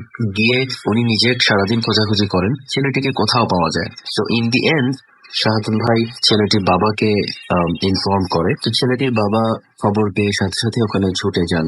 ওই এরিয়াতে একটা আর্মি ক্যাম্প ছিল, ইন্ডিয়ান আর্মি, এবং ওই আর্মি ক্যাম্পের যিনি ইনচার্জ, হাই অফিসিয়াল, উনি ওই ভদ্রলোকের ক্লোজ ফ্রেন্ড। তো উনি আর্মি পার্সনটাকে রিকোয়েস্ট করেন যে তাদের সোলজারকে যাতে একটু খোঁজার জন্য ডিপ্লয় করে। তো আর্মির একটা ফুড সোলজার, কিছু সোলজার ওখানে খোঁজাখুঁজির কাজে নেমে যায়। আশেপাশে পুরো এরিয়াটা পাহাড় দিয়ে ঘেরা এবং বেশ ঘন বন জঙ্গল চারপাশে। তারা জঙ্গলেও খোঁজাখুঁজি করে যে কোনো বাঘ নিয়ে গেল কিনা বা কোনো হিংস্র পশু তাকে টেনে নিয়ে গেল কিনা ভেতরে। তো সেটাও তারা দেখলো যে না, ওখানে বাঘ যদি টেনে নিয়েও যায় সেখানে ব্লাড থাকে বা টেনে হিচড়ে নিয়ে যাওয়ার একটা সাইন থাকে। তো এরকম কিছুই ছিল না, একদম ক্লিন, পুরো জায়গাটা একদম clean. There was no sign at all যে এখানে কোনো একটা কিছু অকারেন্স হয়ে থাকতে পারে। একদম একদম ক্লিন এরিয়া ছিল। তো তারা সারাদিন খোঁজে কোনো ক্লু পাচ্ছিল না যে আসলে কোথায় গেল যে জলজন্ত মানুষ। তো যখন কোনো কিছুতে কাজ হচ্ছিল না তখন একজন লোকাল লোক এসে শাহাদাত ভাইকে বলে যে স্যার, এখানে একজন মঙ্ক আছে পাহাড়ের ওপরে, so let's go to him, দেখা যাক উনি অল্টারনেটিভ কোনো সলিউশন দিতে পারেন কিনা, ছেলেটা কোথায় আছে বা কি হলো। তো ওনারা যখন খোঁজাখুঁজি করে পাচ্ছিলেন না, একেবারেই কোনো কিছুতে কাজ হচ্ছিল না, তো তখন তারা ডিসাইড করলেন okay let's go to the Monk. তো শাহাদাত ভাই যেটা আমাকে বলছিলেন যে মঙ্কের কাছে গিয়ে তারা বেশ সারপ্রাইজ যে monk was very smart, English speaking, well dressed monk. I mean, মঙ্কের যে একটা ট্রেডিশনাল ইমেজ আমাদের কাছে আছে, হি ওয়াজ ভেরি ডিফারেন্ট। তো মঙ্কে গিয়ে বললো যে এরকম একটা ছেলে এখানে কাজ করতে এসছে, 2 দিন ধরে তাকে পাওয়া যাচ্ছে না, আপনি গিয়ে একটু হেল্প করতেন আমাকে ছেলেটাকে লোকেট করতে। তো মঙ্ক বলে ঠিক আছে, আপনারা একটু বসেন। তো এটা বলে কিছুক্ষণ ধ্যান করে তারপর মঙ্ক যেটা বললো যে আমি 3টা জিনিস দেখতে পাচ্ছি। এক হচ্ছে একটা বড় পাথর, একটা পানির ঘূর্ণি, আর মাথাবিহীন দুটো ফিগার একটা মানুষের কাঁধের ওপরে পা দিয়ে দাঁড়িয়ে আছে। এটুকু আমি দেখতে পাচ্ছি, এর বেশি আমি কিছু দেখতে পাচ্ছি না, বলতেও পারবো না। বাট আরেকটা কথা উনি মঙ্ক বলেছিল যে ওই ফিগার দুটো ছেলেটাকে 7 দিন আটকে রাখবে, 7 দিনের আগে ওকে ছাড়বে না। সো কোনো চেষ্টা করে লাভ নেই, আপনারা খোঁজাখুঁজি করছেন বা কোনো কিছু করে ওকে ছাড়ানো যাবে না। ঠিক 7th ডেতে ওকে they will return him, 7th ডেতে ওকে ওরা ফেরত দেবে। তো এটা শুনে ছেলেটার বাবা বেশ রেগে যান, উনি এসব বিশ্বাস করতেন না। সো মনকে উনি একটু উত্তেজিত হয়ে একটু গালিগালাজও করেন যে সব কি বলছেন, rubbish talks, nonsense and all that, এগুলো কি হয় নাকি আজকাল। তো মঙ্ক বলল যে সেটা আপনাদের ব্যাপার, but this is what I knew, আপনাকে বললাম। তো ওনারা ফেরার পথে মঙ্ক শাহাদাত ভাইকে ইশারা দিয়ে একটু সাইডে ডেকে নিয়ে বলল যে দেখুন, ছেলেটি আসলে আর জীবিত নেই। কথাটা আমি বাবার সামনে বলতে পারিনি, আপনাকে বলছি। আপনারা ওকে আর ফেরত পাবেন না, he is no more. So 7 দিন পরে ওর ডেড বডিটাই আপনারা পাবেন বেসিক্যালি। তো শাহাদাত ভাই ওয়াজ ভেরি লাইক কনফিউজ যে বিশ্বাস করবে কি করবে না। শাহাদাত ভাই basically is a practising Muslim, but উনি এই জিনিসগুলো, এই প্যারানর্মাল জিনিসগুলো উনি ঠিক মানতে পারেন না, বিশ্বাস করেন না, তখন পর্যন্ত করতেন না। বাট এটা শুনে উনি একদম বিউলজার্ড হয়ে যান যে কি করা উচিত বা কি করব। তো মঙ্কের কথাটা টেস্ট করার জন্য উনি ওনার ওয়াইফকে ফোন করলেন যে ওনাদের এরিয়াতে একটা হুজুর আছে, একটা মসজিদের ইমাম, যে এই ব্যাপারগুলোতে এক্সপার্ট। তো শাহাদাত ভাই ওনার ওয়াইফকে ফোন করে বললেন যে দেখো, তুমি হুজুরের কাছে যাও, গিয়ে বলো যে এই নামের একটা ছেলে এই এরিয়া থেকে মিসিং, ছেলেটাকে আমরা কোথায় পাবো, তাকে কোথাও খুঁজে পাওয়া যাচ্ছে না, দেখো হুজুর কি বলে। তো ওনার ওয়াইফ হুজুরের কাছে যান। হুজুর তখন বলে একজন তুলা রাশির জাতককে নিয়ে আসতে। তো অনেক খোঁজাখুঁজি করে তারা একটা তুলা রাশির জাতক ম্যানেজ করে, এবং হুজুর একটা পানির গ্লাসে ফু দিয়ে ওই তুলারাশি জাতককে বলে যে আপনি গ্লাসের দিকে তাকান, দেখেন কি দেখতে পাচ্ছেন। তো জাতকটা বলে যে আমি 3টা জিনিস দেখতে পাচ্ছি, একটা পাথর, একটা পানির ঘূর্ণি, আর 2টো মাথাবিহীন শ্যাডো লাইক ফিগার, যারা একটা ছেলের কাঁধে পা দিয়ে দাঁড়িয়ে আছে। তো হুজুর শাহাদাত ভাই ওয়াইফকে কথা বলে, ওনার ওয়াইফ ওনাকে ফোন করে এই কথাটাই বলে যে হুজুর এরকম বললেন। তখন শাহাদাত ভাই মানে he started to believe that something paranormal happens here. তো তখন উনি যেটা করলেন যে ওই জায়গাটায় ওই পানির খনিটাকে, ওখানে আসলে কি আছে এটা বের করার জন্য উনি কিছু লোকজন জড়ো করে ডিসাইড করলেন যেখানে আমরা বাঁশ ফেলবো এই ঘূর্ণিটার নিচে, যে দেখবো এখানে আসলে কি আছে। তো সবাই মিলে বড় বড় বাঁশ জোগাড় করে ওই ঘূর্ণিটার ভেতরে বাঁশ গেড়ে দেবার চেষ্টা করছিলেন, বাট কিছু একটা নিচের থেকে বাঁশগুলোকে ধাক্কা দিচ্ছিল, লাইক স্প্রিং, যে যতই ওনারা প্রেস করার চেষ্টা করছিলেন ওই ঘূর্ণির ভেতরে, ওই জিনিসটা বাউন্স ব্যাক করছিল। তো তারপর ডিসাইড করলো যে ঠিক আছে, পানির ফ্লোটাকে আগে আমরা আটকাই, যদি পানির ফ্লো আটকানো যায় ঘূর্ণিটা বন্ধ হবে, দেন আমরা দেখবো ওখানে কি আছে। তো প্ল্যান মতো ওনারা একটা ত্রিপল জোগাড় করে, বড় একটা ত্রিপল নিয়ে লোকজন পানির ফ্লোটাকে ব্যারিকেড দেয়। তো ব্যারিকেড দেওয়ার ফলে পানির ফ্লোটা যখন কমতে থাকে তখন কিছু লোক নিচে নামার প্রিপারেশন নেয়। But in the mean time পানি এত বেশি জমে যাচ্ছিল এবং স্রোতটা এত বেশি ছিল যে it was like pushing them, like পড়ে যাচ্ছিল, কেউ ধরে রাখতে পারছিল না ত্রিপলটা। তো অনেকে সেখানে পাথরের উপরে পড়ে ইনজিউর্ড হয়। তো তখন শাহাদাত ভাই চিন্তা করলেন যে উনি এই এরিয়াতে নতুন এসেছেন, কাউকে চিনেন না, এবং লোকাল লোকজন যদি ইনজিউর্ড হয় বা কারো কোনো ক্ষতি হয় সে রেসপন্সিবিলিটি ওনার উপর আসবে। So he gave up the investigation and all that. তো উনি লোকাল যারা সার্চ করছিল বা আর্মি তাদের হাতে ছেড়ে দিয়ে উনি just he was just waiting to see what happens. তো ইন দ্য মিন টাইম ওনার অফিস থেকে ফোন আসে যে আপনি তো অনেকদিন ধরে এখানে আছেন, বাট অফিসেও কিছু কাজ জমে যাচ্ছে, so you have to come back. আপনি হেড অফিসে বসে এটার খোঁজ খবর রাখেন, সমস্যা নেই, but you have to come back and join the office. তো শাহাদাত ভাই সেভাবেই প্রিপারেশন নিয়ে 6th ডেতে উনি অফিস থেকে ফোনটা পায়। সো উনি পরের দিন সকালে অফিসে ব্যাক করবে, that means on 7th day. তো উনি 7th ডে সকালে ওনার ড্রাইভার ওনার রিসোর্টে নক করে যে স্যার একটা তো খবর আছে। তো শাহাদাত ভাই বলে যে কি হয়েছে? আমি বলছি ছোট স্যারকে তো পাওয়া গিয়েছে। কোথায় পাওয়া গিয়েছে? বলে যে ওই ঝর্ণা, ওই ঝর্ণার নিচে যে একটা ঘূর্ণি ছিল, ওই ঘূর্ণি থেকে 20-25 মিটার দূরেই দেখা গেল যে ছেলেটার লাশ উল্টো হয়ে পড়ে আছে এবং গায়ে অনেক কাদা। ছেলেটির শরীর ফুলে গিয়েছিল, লাইক পানিতে ডুবে মারা গেলে মানুষের ডেড বডিটা যেভাবে ফুলে যায় ওভাবে ফুলে গিয়েছিল, আর ছেলেটি ঠিক উল্টো করে বডিটা পড়ে আছে। তো তারপর ছেলের বাবা আসে, পুলিশ আসে, এবং ওখানেই ওকে ছেলেটাকে দাফন করা হয়। হি ওয়াজ এ মুসলিম বাই দ্য ওয়ে। তো ওখানেই ওকে দাফন করা হয়। তো শাহাদাত ভাই ঘটনাটি যখন আমাদেরকে বলছিলেন, হি ওয়াজ ভেরি আপসেট যে ইয়াং ব্রাইট ছেলে, তার টিমের ছেলে এভাবে করে প্রাণ হারালো, এবং তার কথার মতোই ছেলেটি কাজ করতে গিয়েছিল ওখানে। তো উনি এখনো যখন ঘটনাটা বলেন খুব স্যাড হয়ে যান, যে হি কান্ট বিলিভ যে এরকম কিছু একটা ঘটতে পারে, এরকম জলজন্ত মানুষ দিনে দুপুরে গায়েব হয়ে যেতে পারে এবং তাকে এভাবে উদ্ধার করা হলো আলটিমেটলি। তো এই ছিল আমার ঘটনা। ধন্যবাদ।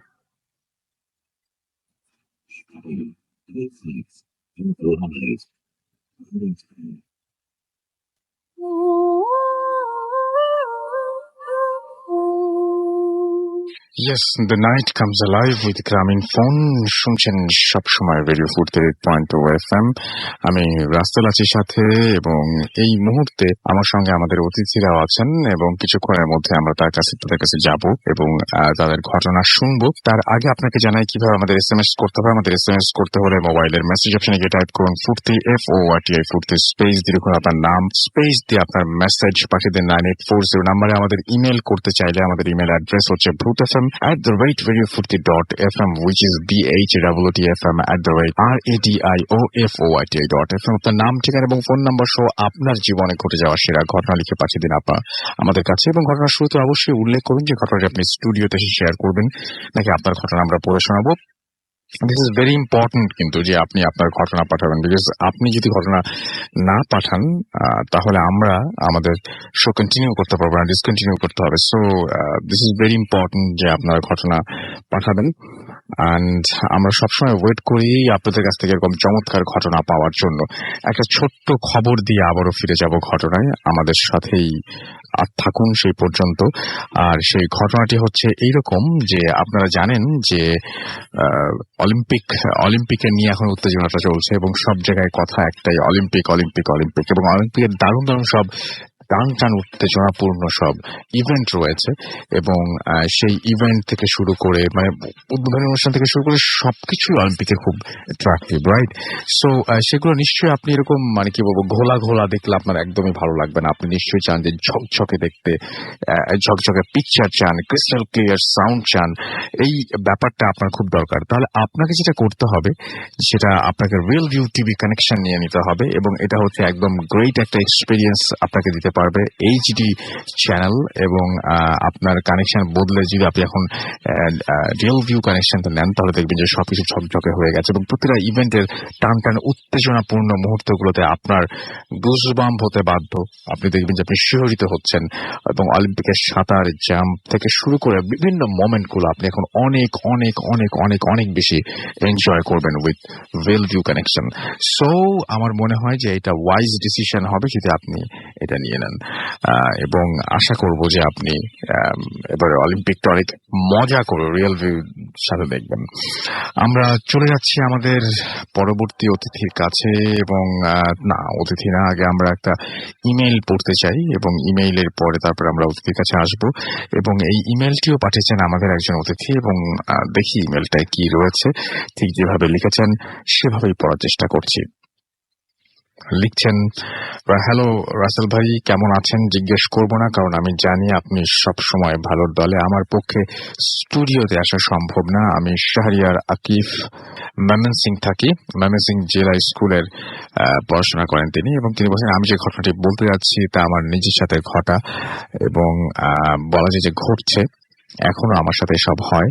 আমি যে বাসায় ভাড়া আছি সেখানে প্রায় 10 বছর ধরে আছি। আমার পরিবারের সাথে নিচতলায় থাকি, সঙ্গত কারণে আমি আমার ঠিকানা দিচ্ছি না। আমার বাসার খুব কাছেই ময়মনসিংহের মুক্তাগাছার শশীবাবুর তৈরি লোহার কুটি এবং আমার বাসার পেছনে অনেক আগে বানানো মন্দিরের মতো কিছু আছে। যাই হোক, আমার সাথে ঘটনা শুরু হয় 2013 সালে। আমার বাসায় আমি তেমন ভীতু ছেলে না। একদিন রাতে পড়ার সময় আমি একটা জিনিস লক্ষ্য করলাম, আমার পিছন দিক দিয়ে মানে পেছন দিয়ে কেউ যেন হেঁটে যাচ্ছে, সাদা কাপড় পরা কেউ। মা পাশের ঘরে ছিল। আমি ভাবলাম আম্মু হয়তো গেছে, তাই ভেবে আবার পড়তে শুরু করলাম। কিছুক্ষণ পর দেখি আম্মু পাশের ঘর থেকে আমাকে ডাকছে। আমি ভাবলাম যে আমার চোখের ভুল এবং এটাই শুরু এবং আমি এটি আমার পেছন দিয়ে শুধু হেঁটে যাওয়া আশা করে না, হেঁটে যাওয়া আশা করে। আমি প্রথম খুব ভয় পেতাম এবং পরে এখন আর পাই না। তারপর 2014 সালের সেপ্টেম্বর নতুন টেবিল কেনা হয়, আমার রুম বদলানো হয়। আমি দেখলাম ওই রুম থেকে কোনো কিছুই খুঁজে পাচ্ছি না। ওই দিন রাতের বেলায় প্রথম কিছু বুঝতে পারলাম। রাতে উঠে আমি বাথরুমে গেলাম, বাথরুমে জানলা দিয়ে কেউ যেন আমাকে ডাকছে। ওই দিন রাতে আমি স্বপ্নে দেখলাম যে আমি রুমে পড়তাম যে রুমটাতে, আর এখন যে রুম দেওয়া হয়েছে তা খুব কাছাকাছি চলে এসেছে এবং আমার রুমের দেয়াল ভেঙে গেছে। রুম দুটি ভেঙে একটি রুমে পরিণত হয়েছে এবং আমি নতুন টেবিল ভেঙে আগের টেবিল হয়ে গেছে আমার। আমি কিছুই বুঝতে পারলাম না। পুরনো খাতা আমি আগের টেবিলের নিচে রাখতাম সব সময় এবং আমি আমার পুরনো টেবিলের পেছনে দেয়ালে দেখি এক ধরনের চোখ আঁকা। চোখগুলো মনে হয় আমার দিকে তাকিয়ে আছে। আমি মাকে বলি, আম্মু এসে সেই আঁকা চোখ মুছে দেয়, আমাকে কিছু বলে না। এরপর থেকে রেগুলার একটা ছায়া আমি বাসায় দেখি চলাফেরা করে। ধরেন আমি পড়তে বসেছি, পিছন দিয়ে কেউ হেঁটে যায়, আমার পেছনে খাটের কোনায় বসে, আমার পেছনে বসে থাকে। একদিন আমি পড়ছি, এমন সময় বাথরুমের দরজায় কেউ ধাক্কা দেয়। দরজা খুলে যায়। আমি ভেতরে দেখি যে প্রচন্ড কুয়াশা, ভেতরে এক ধরনের মহিলার অবয়ব দেখি আমি, এবং কিছুক্ষণের পরেই তা মিলিয়ে যায়। আমি এসব এখন মায়ের কাছে গোপন করে রাখি, কারণ মা এসব খুব ভয় পান এবং শুনতে চান না। আমি কিছুক্ষণের ব্রেক নিয়ে আবার এসে পড়তে বসে, দেখি কেউ আমার খাতায় লাল রক্ত বা তেমন কিছু, কেউ আমার লেখাগুলো খুব অদ্ভুত, কেউ আমার খাতায় লাল রক্ত বা তেমন কিছু, এটা ডাজন্ট মেক এনি সেন্স। কি মেন করতে চাইছেন? আমি ওই কাগজ ফেলে দিয়ে এসে বসে দেখি যে আমার শরীরে একটা দমকা হাওয়া লাগলো। ফ্যান তখনও বন্ধ।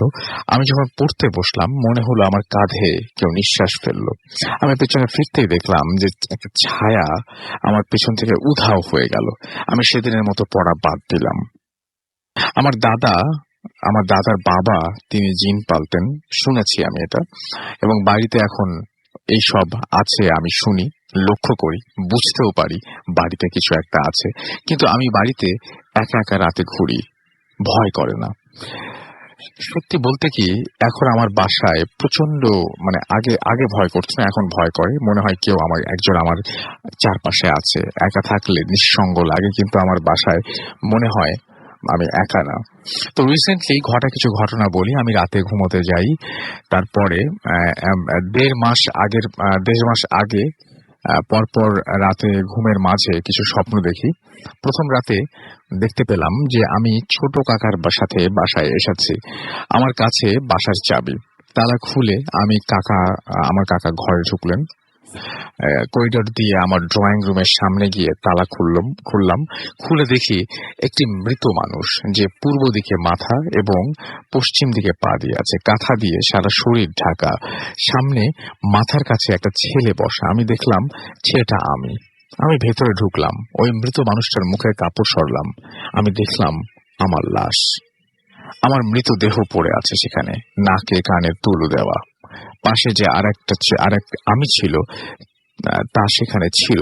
আমি স্বপ্ন দেখে আর থাকতে পারলাম না, ঘুম ভেঙে গেল। আমি ফজরের আজান দিয়েছে, আমি স্বপ্নের কোনো ব্যাখ্যা আনতে পারলাম না।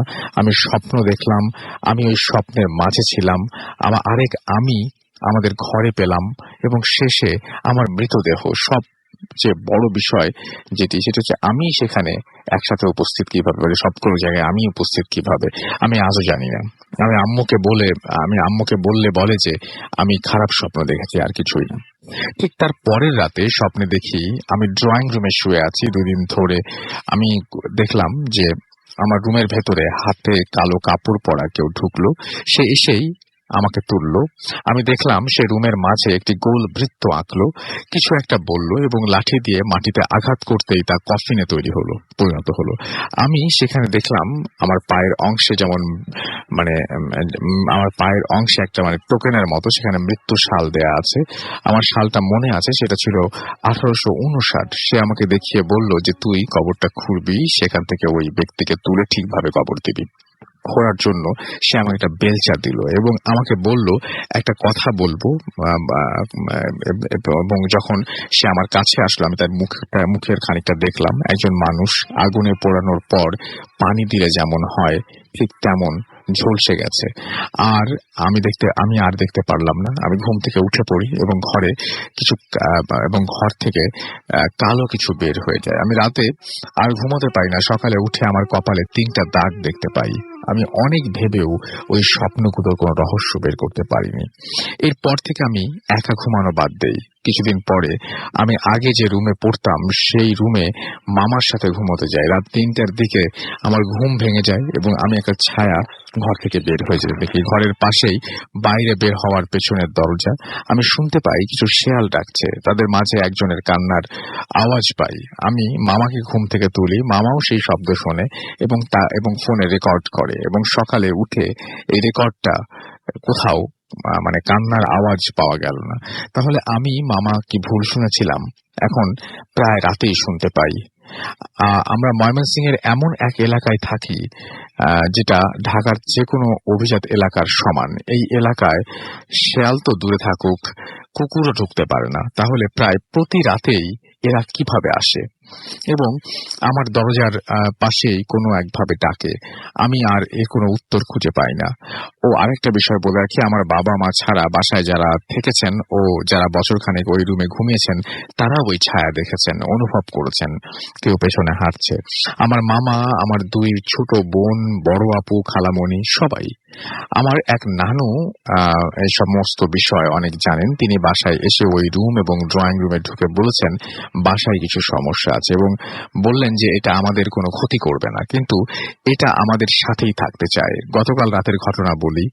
আমি স্বপ্নে দেখলাম কেউ একজন আমার ঘরে ঢুকলো, সাদা কাপড় পরা, সে আমার পাশে বসলো, আমার কপালের মাঝ বরাবর আঙুল রাখলো এবং কিভাবে যেন একটা চিমটি কাটলো। পরে আমার হাত দিয়ে তার টি শার্টটি ধরে আমাকে তুলতে চাইলো, কিছুটা খামচি দেওয়ার মতন। তখনই ফজরের আজান দেয় এবং আমার ঘুম ভেঙে যায়। আমি হাত মুখ ধোয়ার জন্য বাথরুমের আয়নার সামনে দাঁড়াই এবং দেখি কপালের মাঝখানে যে মানে একদম মাঝ বরাবর একটা ক্রস চিহ্ন এবং আমার শার্টে আঙুলের দাগ। মাটি হাতে থাকলে যে অবস্থায় কাউকে ধরলে যেরকম দাগ থাকে সেরকম এটিও এখন আমার সাথে আছে। সত্যি বলতে কি, আমি এই যে আপনাকে লিখছি এই সময় আমার পাশে রয়েছে সে। আমি অনুভব করতে পারছি, আমি এও বুঝতে পারছি যে এই মাত্র আমার কাঁধে একটা নিঃশ্বাস ফেললো কেউ। আমি এখন এটাকে প্রায় দেখি এবং এখন আমি পেছনে তাকাতেই আমার ঘরের সবগুলো পর্দা নড়ে উঠলো। আমি বুঝতে পারছি না আমার সাথে কেন এমন হচ্ছে, কি চায় এরা আমার কাছে সত্যি এর কোনো উত্তর জানা নেই। যদি আপনাদের কারো কাছে এর সমাধান থাকে প্লিজ আমাকে জানাবেন। আমি এর থেকে মুক্তি চাই। আমি কোনো হুজুরের কাছে যাই না, কারণ আমাকে তাবিজ বা পানি পড়া দিবে এই সব বিষয় আমি বিশ্বাস করি না। আমি আল্লাহকে ছাড়া কাউকে বিশ্বাস করি না। এবং কেন আমার সাথে এসব হচ্ছে আমি ভাবি, কেন এসব স্বপ্ন, খুব যন্ত্রণা হয়। আমি এর থেকে মুক্তি পাওয়ার জন্য সুইসাইড করতে গিয়েছিলাম। আমার ওই রুমের ফ্যানের সাথে রশি পেঁচিয়ে আমার মা যদি আমাকে তখন না আটকাতেন, আমি হয়তো আজ আপনাকে এই ঘটনা পাঠাতে পারতাম না। আর এখন পড়াশোনা করতে একদমই ইচ্ছে করে না, পড়তে বসলে আমি ওইটার উপস্থিতি পাই। আমার রেজাল্ট খুব খারাপ হচ্ছে, আমি যেন এর থেকে মুক্তি পাই এবং আমার পরীক্ষার সামনে আমার জন্য প্রে করবেন প্লিজ। এই ছিল আমার ঘটনা, ভালো লাগলে পড়ে শোনাবেন।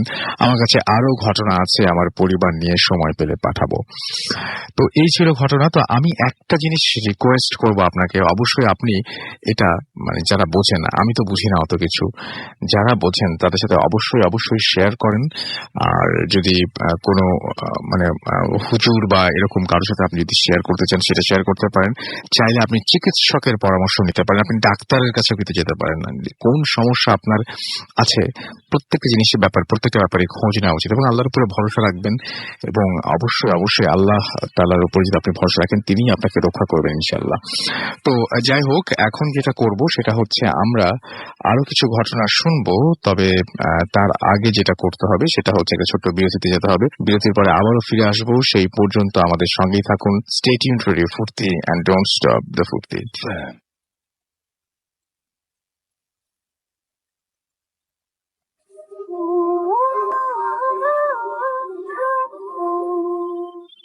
Welcome back. ঘড়িতে সময় এক্স্যাক্টলি রাত 1:24 শুনছেন সবসময় রেডিও ফুর্তি 100.2 FM। আমি রাস্তাল আছি, সাথে আমার সাথে রয়েছেন আজকের অতিথিরা এবং এখন যাচ্ছি আমাদের একজন অতিথির কাছে এবং যার কাছে আমরা ঘটনা শুনবো। এবং আপনার নামটা প্লিজ একটু বলবেন, তারপর আপনার ঘটনা যাবো আমরা। আমি নোবেল, এসেছি উত্তরা থেকে। শুনি আপনার ঘটনা।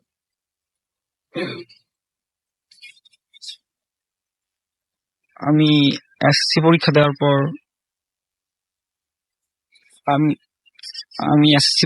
পর অনলাইন স্কোরিংস এর মাধ্যমে ঢাকা কমার্স কলেজে ভর্তি হই। তো বলতে গেলে ওইটাই ছিল আমার লাইফে মোটামুটি ভাবে ফার্স্ট টাইম হোস্টেলে থাকা।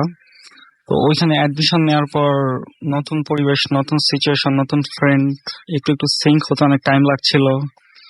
তো হোস্টেলে আমার সিটটা ছিল 502 নাম্বার রুমে। এটা ঢাকা কমার্স কলেজ এরিয়ার সাথেই, হোস্টেলটার নাম বলছি না। তো ওইখানে একটা ছেলে ছিল, নাম ছিল শামস।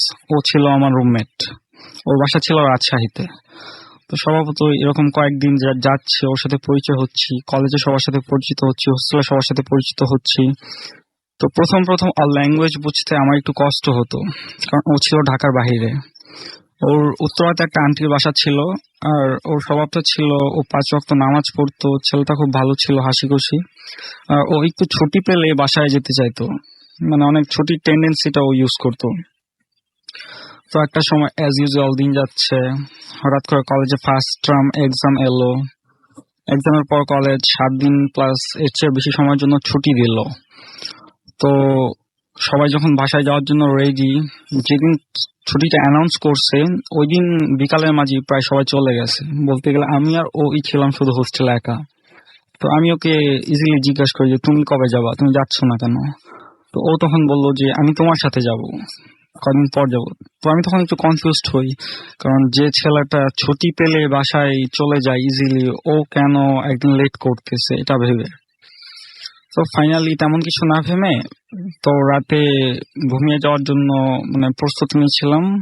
আমি একটা ম্যাচ ছিল ওটা দেখে ঘুমাতে যাই, তো সে দেখেও ঘুমিয়ে গেছে।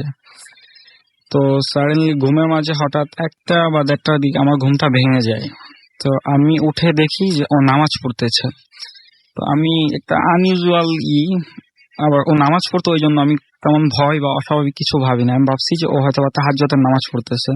তো রাসূল ভাই ও যখন নামাজ পড়ছিল তখন ওই নামাজের জায়গাটুকু এত পরিমাণ আলোকিত ছিল, মনে হচ্ছিল মানে কোনো নূর বা ফেরেশতা এই টাইপের মনে হচ্ছিল, মানে অনেক বেশি আলোকিত ছিল, হাইলাইটেড করার মতো ছিল, মানে ওইটাই চোখে পড়ছিল। তো ও জাস্ট নামাজ ছেড়ে একটা হাসি দিয়ে মানে ঘুমানোর জন্য প্রস্তুত নিল। তো আমিও কিছু না ভেবে ঘুমিয়ে পড়লাম। তো সকালবেলা যখন ঘুম ভাঙলো ব্রেকফাস্টের পর, ওর সাথে কথা হলো। ও কিছু বলার আগেই বললো যে আমি বাসায় চলে যাব আজকে এখনই। তখন আমি ওকে জিজ্ঞেস করলাম যে কেন, কি সমস্যা বাসায়? তুমি বললো আমার সাথে যাবা, তো এখন কেন চলে যাচ্ছ? তো ও আর কিছু বললো না, না বলে বেরিয়ে পড়লো। ব্যাগ এন্ড ব্যাগেজ ও যা জিনিস ছিল ও নিয়ে চলে যাবে। তো দেন আমি আর কিছু তেমন ভাবি না। হোস্টেলে বোয়া নাই বা রান্না বান্নার ব্যবস্থা নাই, বাহিরে খেতে হয়, অ্যাজ ইউজুয়াল এটা হচ্ছে বা হয়। তো 2-1 ঘন্টা পর আমি ওকে ফোন দিই জানার জন্য যে ও কতটুকু গিয়েছে বা কত দূর যাচ্ছে বা কিভাবে যাবে এটসেট্রা জানার জন্য। তো তখন আমি খুব কনফিউজড হই, কারণ এটাই ছিল ওর সাথে পরিচিত হওয়ার পর ফার্স্ট টাইম যে ও আমার ফোন রিসিভ করতেছে না। আমি 5 থেকে 6 বার ট্রাই করি, ও আমার ফোন রিসিভ করেনি। মনটা একটু খারাপ ছিল যে কোনো সমস্যা হচ্ছিল কিনা এটা জানার জন্য। দেন কিছু না ভেবে এভাবেই টাইম স্পেন্ড করি। তারপর বিকাল থেকে আসরের পর থেকে একটু একটু বৃষ্টি শুরু হতে থাকে। তো এভাবেই কেটে যায়। একটু ঘুমিয়ে পড়েছিলাম, তো সন্ধ্যার সময় উঠে দেখি যে ইলেকট্রিসিটি নেই, মানে বৃষ্টি হচ্ছে বাহিরে, ইলেকট্রিসিটি নেই। পরিবেশটা একটু ভুতুড়ে মনে হতে লাগলো। যাই হোক তেমন কিছু না ভেবে মানে কিভাবে স্বল্পতে কাজগুলো গুছিয়ে নেওয়া যায়, যেহেতু ডিনার করতে হবে বাহিরে বা হোস্টেলে কেউ নেই। তো যখন সিঁড়ি দিয়ে নামছিলাম তখন জায়গাটা খুব পরিচিত হলো অপরিচিত লাগছিল, সম্পূর্ণ নতুন পরিবেশ, ইলেকট্রিসিটি নেই, বাইরে বৃষ্টি হচ্ছে। তো নেমে খুব কাছে একটা হোটেল আছে, ওখান থেকে ডিনার করি। ডিনার করে তাড়াতাড়ি ফিরি। এই ভুতুরে পরিবেশের মধ্যে সিঁড়ি দিয়ে উঠতে মানে কেমন একটা ভয় লাগছিল। তো রুমে প্রবেশ করলাম, চিরচেনা রুম, তারপরও কেমন যেন অপরিচিত মনে হচ্ছিল। রুমে যখন প্রবেশ করি তখন ওর যে শামসের একটা ফটো টানানো ছিল ওর বেডের উপরে। তো ওই ফটোটা চোখে পড়ে। আমি আমার বিছানায় যাই, ডিনারের পর শোয়ার প্রস্তুতি নেই, কিছু কাজ ছিল, ফেসবুক ইউজ করি, ক্ল্যাশ অফ ক্ল্যান্স এটসেট্রা। পরে যখন ঘুমিয়ে পড়বো বিদ্যুতের ঘন চমকানোতে ওর এই ফটোটা আমার চোখে পড়ছিল বারবার, আমি বারবার ভয় পেতে লাগছিলাম। তো কিছু না ভেবে আয়াতুল কুরসিটা ফোনে ছিল, শুনে ঘুমিয়ে পড়তে যায়। এই তো ঘুমানোর সময় হয়ে গেল, ঘুমিয়ে পড়তে যায়। তখন হঠাৎ করেই দেখি যে দরজায় 2টা আওয়াজ হলো, ঠক ঠক এরকম। তখন 10:49 বা 50 এরকম বাজে। তো আমি মনে মনে ডেটার ছিলাম যে আসুক আমি দরজা খুলবো না, কারণ আমি তো জানি হোস্টেলে কেউ নেই। তো এই 3 মিনিট পর সেকেন্ড টাইম দরজায় একই রকম শব্দ আসলো, ঠক ঠক। তখন আমি ভাবলাম যে সেকেন্ড ফ্লোরে তো বাড়িওয়ালা আছে, হয়তো বা ওনারা বুঝতে পেরেছে যে আমি একা হোস্টেলে আছি, এজন্য আমাকে দেখতে এসেছে। তো আমি ভয় পেলাম না, অ্যাবনর্মাল কিছু তো হচ্ছে না। আমি নর্মালি গিয়ে দরজাটা খুললাম। তো খোলার পর যেটা দেখি, এটা দেখে মানে একটু কনফিউজড হলাম। দেখি যে শামস ভিজা কাপড়ে দাঁড়িয়ে আছে বাহিরে। তো আমি ওকে দেখে কিছু না ভেবে প্রশ্ন করলাম, কি ব্যাপার, তুমি হঠাৎ কিছু না বলে চলে গিয়েছো, আবার এখন বৃষ্টি ভেজা রাতে তুমি চলে আসলা, কি হয়েছে, কোনো সমস্যা কিনা? তো ও কোনো কিছু অ্যান্সার দিল না, জাস্ট মানে একদম রাগান্বিত চোখে আমার দিকে তাকিয়েছিল, মানে প্রচুর লাল ছিল ওর চোখগুলা। তো আমি অল্প ভয় পেয়ে যাই। আর সবচেয়ে যেটা ইন্টারেস্টিং ব্যাপার সেটা হচ্ছে রাসেল ভাই, ও যখন রুমে প্রবেশ করে তখন ছিল ঠিক 11টা 2 মিনিট, এবং ও রুমে প্রবেশ করার সাথে সাথে ওর যে ফটোর ফ্রেমটা ছিল ওটা ভেঙে মাটিতে পড়ে যায় এবং চুরমার হয়ে যায়, বলতে গেলে ওর ফটোর কিচ্ছুই পাওয়া যায় না। তো তখন আমি একটু চিৎকার করি, চিৎকার করার ফলে ও রেগে আগুন হয়ে আবার আমার দিকে তাকায়। তখন আর আমার কিছু মনে নেই, আমার জাস্ট লাস্ট যতটুকু মনে পড়ে যে আমি ওকে দেখেছি যে ওয়াশরুম থেকে ড্রেস চেঞ্জ করে এসেছে। তো আমি শুয়ে পড়ি বা সেন্সলেস হয়ে যাই, ঘুমিয়ে পড়ি। সকালে যখন ঘুম থেকে উঠে দেখি শামস নেই, ওর কোনো জামা কাপড় বা কোনো জিনিসপত্র কিছুই নেই। আর সবচেয়ে যেটা আমি ভয় পাই, সকালে উঠে দেখি ও রাতে যে ফটোর ফ্রেমটা ভেঙে পড়েছিল ওই ফ্রেমটা আগের জায়গায় ঠিক একই অবস্থায় টানানো। এটা দেখে আমি জাস্ট কিং কর্তব্য বিমূঢ় হয়ে পড়ি। তো ওকে আমি পুরো 5 তলায় খুঁজি, পাই না কোনো অ্যান্সার বা কিছু বুঝে ওঠার আগেই আমার ফোনে হঠাৎ করে একটা ফোন চলে আসে।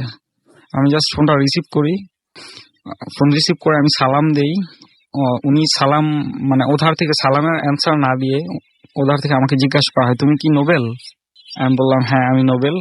তো আমি জিজ্ঞেস করলাম আপনি কে? উনি বললো যে আমি শামসের বাবা। তখন আমি সালাম দিলাম, উনি কোনো অ্যান্সার না দিয়ে উনি বললেন যে হামাও করে কেঁদে ফেলে বললেন যে বাবা আমার শামস গতকালকে রোড অ্যাক্সিডেন্টে রাজশাহী মেডিকেল হসপিটালে মারা গেছে। I just got shocked. I even can't believe that something happened with me like that. তখন আমি এই মুহূর্তে আমি কিভাবে ওনাকে বোঝাই যে এসব আমার সাথে হচ্ছিল বা কেন হচ্ছে, পুরাই শক ছিলাম। গার্ডিয়ানকে অনুপ্রেরণা দেওয়ার স্বার্থে আমি এটা ওনাকে বলি নাই। যাই হোক, এটা শোনার সাথে সাথে আমি আমার নিজের বাসায় না গিয়ে আমি সরাসরি যে কোনো ভাবে রাজশাহীতে চলে যাই।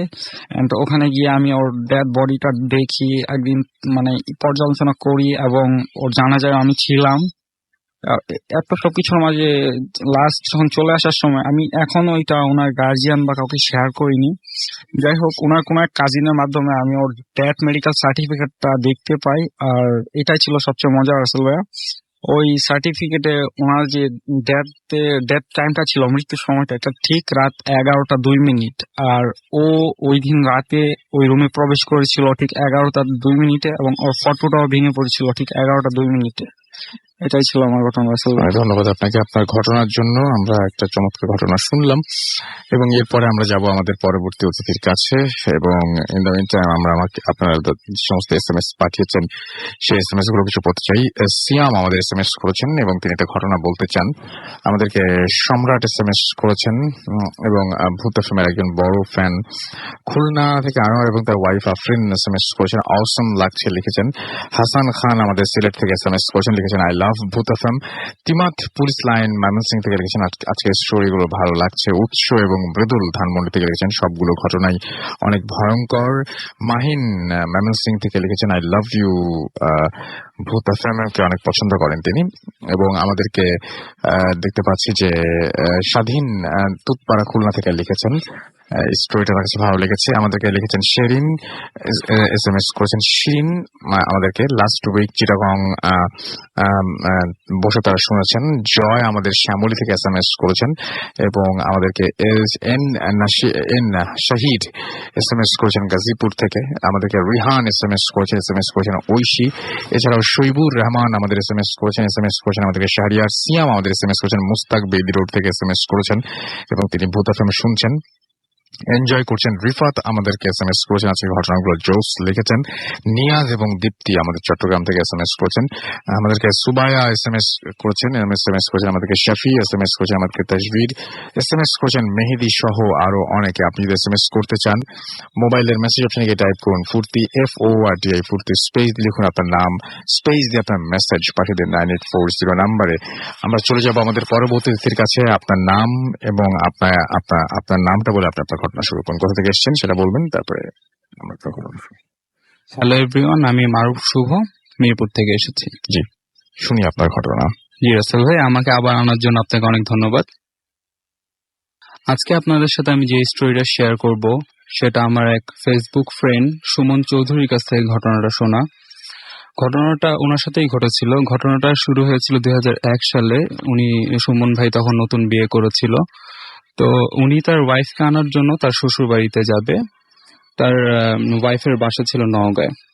তো যেদিন সে যাবে সেদিন সকালবেলা সে ফুটবল খেলেছিল, তো সে স্বাভাবিকভাবে একটু টায়ার্ড হয়ে যায়, বাসায় এসে সে ঘুমিয়ে যায়। দুপুর 2টার দিকে তার ড্রাইভার এসে তাকে কল করে ডাকে, বলে আপনি যাবেন না? সে বলল না, আমি তোমাকে পরে জানাচ্ছি আমি কখন বের হবো। পরে সে বিকালে ঘুম থেকে উঠে তারপর তারা ড্রাইভারকে ডাক দিয়ে তারা রওনা দেয়। শীতের দিন ছিল, যার কারণে খুব জলদি সন্ধ্যা হয়ে যায়। তো সে গাড়ি নিয়ে রওনা দিল ড্রাইভারের সাথে। তো তার শ্বশুর বাড়ি থেকে 20 কিলোমিটার আগেই একটা জায়গা ছিল, যে জায়গায় ওই রোডের মধ্যে ওই একটা হোটেল ছিল। সেই হোটেলে আর কি, ওই রোডের মধ্যে ওই হোটেলটাই বেস্ট, ওখানে আর কি নাস্তা টাস্তা করা যায় আর কি। তো সুমন ভাই চিন্তা করলো ওখানে নাস্তাটা করে নিলে ভালো হবে। তো সে এবং তার ড্রাইভার দুজন নামলো, নেমে নাস্তা করলো। তো তার ড্রাইভার ওয়াশরুমে গেল। ওয়াশরুম থেকে সে দেখলো যে সে ডাইরেক্ট ওয়াশরুম থেকে বের হয়ে সে গাড়ির সামনে গিয়ে দাঁড়ালো। তো সুমন ভাই চা খাচ্ছিল, চা খাওয়ার পরে তারপর তার মন চাইলো ড্রাইভ করবে সে। তারপর তার ড্রাইভারকে বললো তুমি পাশে বসো, আমি গাড়িটা ড্রাইভ করি। নর্মালি সে ড্রাইভ করতো না, তার ড্রাইভ করার মন চাইলো, সে ড্রাইভ করা শুরু করলো। তো সে গাড়িটা 80 থেকে 90 কিলোমিটার বেগে মানে গাড়িটা চালাচ্ছিল। তো কিছু দূর যাওয়ার পরে, মানে আরেকটা কথা বলে রাখি রাসেল ভাই, তার গাড়ির হেডলাইটের সাথে সে একটা হ্যালোজেন লাইট লাগিয়েছিল। তো পুরো রোডটা ডার্ক থাকা সত্ত্বেও সামনের ভিউটা একেবারে অনেক ভালোভাবে ক্লিয়ার দেখা যাচ্ছিল। তো কিছু দূর যাওয়ার পরে সে দেখতে পেল একটা কালো রঙের শ্যাডো তার গাড়ির সামনে দিয়ে খুব ফাস্ট মুভ করলো। এটা দেখে সে একটু ভয় পেয়ে গেল।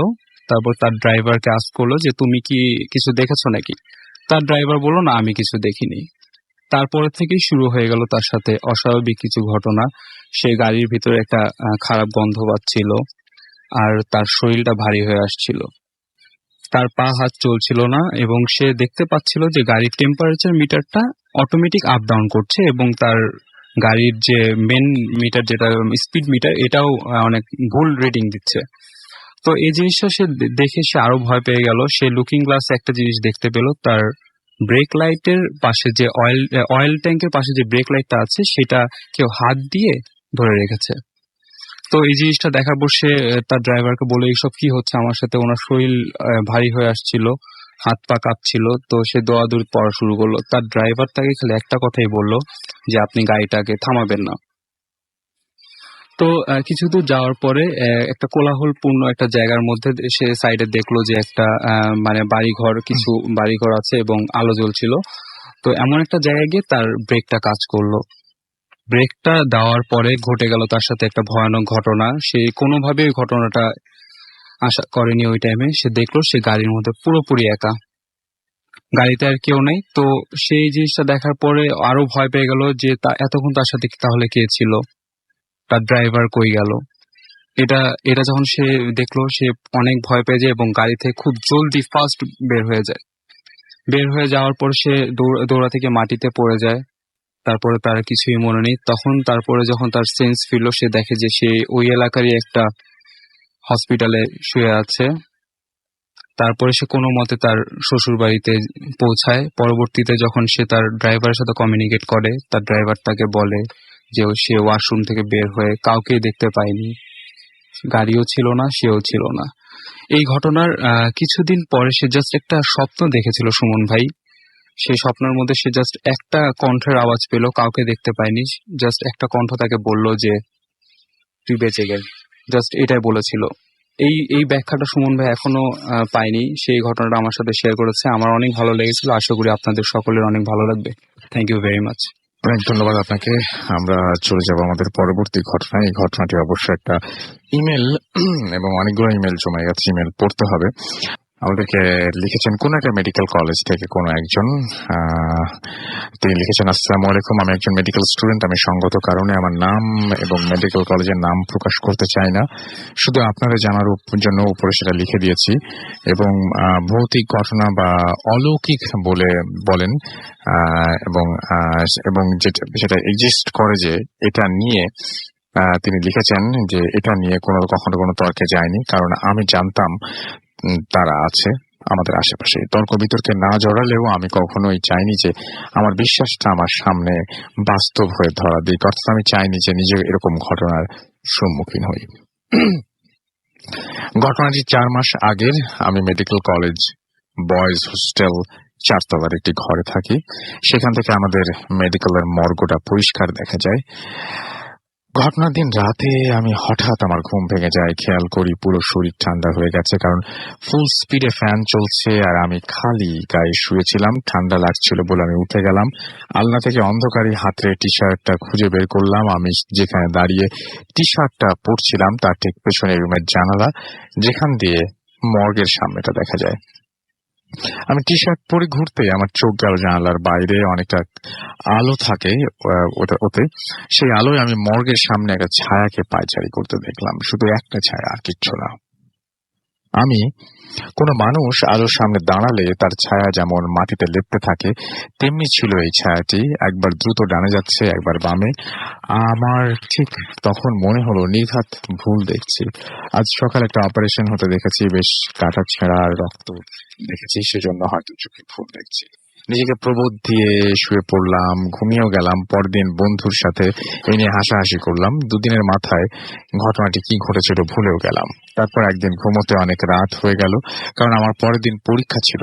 রাত বাজে প্রায় 3টা, এবং হোস্টেলে সাধারণত লম্বা করিডোর থাকে, আপনারা জানেন। প্রায় সবখানেই করিডোরের শেষ মাথায় ওয়াশরুম থাকে। আমাদের হোস্টেলের করিডোরের শেষ মাথায় গ্রিল দেয়া আছে। আমি ওয়াশরুমে যাব বলে ঘর থেকে বের হলাম, এগিয়ে যাচ্ছি। করিডোর থেকে দুটো লাইট, কিন্তু লম্বা করিডোরে অল্প আলোকিত হচ্ছে। আমি ওয়াশরুম থেকে প্রায় 20 ধাপ দূরে এমন এক সময় একদম বাতাসের মধ্য থেকে ছায়ার মতন কেউ একজন আমার সামনে এসে পড়লো আর ছুটে গিয়ে গ্রিল ভেদ করে লাফিয়ে পড়লো। ঘটনাটা এত দ্রুত ঘটলো, আমি ঠিক সামলে নিতে নিতে মনে পড়লো কদিন আগের কথা। মর্গের সামনে আমি যেটা দেখেছিলাম, খুব ভয় পেয়ে গেলাম, দরদর করে ঘামছি, কিন্তু মনের মধ্যে কেন যেন বারবার কেউ আমাকে বলছে, যা, গ্রিলের সামনে যা। আমি এগোতে লাগলাম। তখনও জানি না কি অপেক্ষা করছিল আমার জন্য। 1 পা 2 পা করে কতটুকু এগিয়েছি জানি না। এমন সময় পেছন থেকে আওয়াজ এলো, কিরে, এত রাতে ছাদে কি করছিস? আর এভাবে এত ধারে দাঁড়িয়ে আছিস কেন? আমি সম্বিত ফিরে পেতেই দেখলাম আমি হোস্টেলের ছাদে, ছাদটা জ্যোৎস্নায় ভেসে যাচ্ছে, আর 1 হাত দূরেই ছাদের রেলিং। আমি সেই রেলিং এ 1 পা উঠিয়ে দাঁড়িয়ে আছি। আমি বিদ্যুৎ বেগে সরে এলাম। ছাদে যে এসে আমাকে ডেকেছে সে আমার বন্ধু। স্মোকিং এর অভ্যেস আছে ওর, তাই ছাদে এসেছে। কিন্তু আমি কখন ছাদে আসলাম? আমি তো ছিলাম করিডোরে। ওয়াশরুমে যাবার পথ সেই অদ্ভুত ছায়াটা গ্রিল ভেদ করে লাফ দিল আমার চোখের সামনে। তারপর কখন আমি সেখান থেকে ফিরলাম, কখন ছাদে আসলাম, এতটুকু সময়ের মধ্যে এত সব কিভাবে হলো আমি জানি না। আমার পুরো শরীর ঘেমে গেছে। বন্ধুটি আবার জিজ্ঞেস করলো কি হয়েছে। আমি শুধু বললাম, আমাকে একটু রুমে নিয়ে আয় প্লিজ। সেদিন মুহূর্তের মধ্যে এত কিছু ঘটনা কিভাবে ঘটেছিল আমি জানি না। পরবর্তীতে একজন হুজুরের কাছে আমি তাবিজ নিয়েছিলাম, কিছুদিন পর আর সেটা পড়িনি, আর কোনো ঘটনাও ঘটেনি। আমি রুম বদলে ফেলি এবং এর ব্যাখ্যাও খুঁজতে যাইনি। আমি জানি না। এই ছিল ঘটনা, এবং আশা করছি এই ঘটনাটা আপনাদের ভালো লেগেছে। আমরা ছোট বিরতিতে যাবো, বিরতির পরে আবারও ফিরে আসবো নতুন একজন অতিথিকে নিয়ে। সেই পর্যন্ত আমাদের সঙ্গেই থাকুন। স্টে টিউনড ফর রেডিও ফুর্তি এন্ড ডোন্ট স্টপ দ্য ফুর্তি। FM, the night comes alive.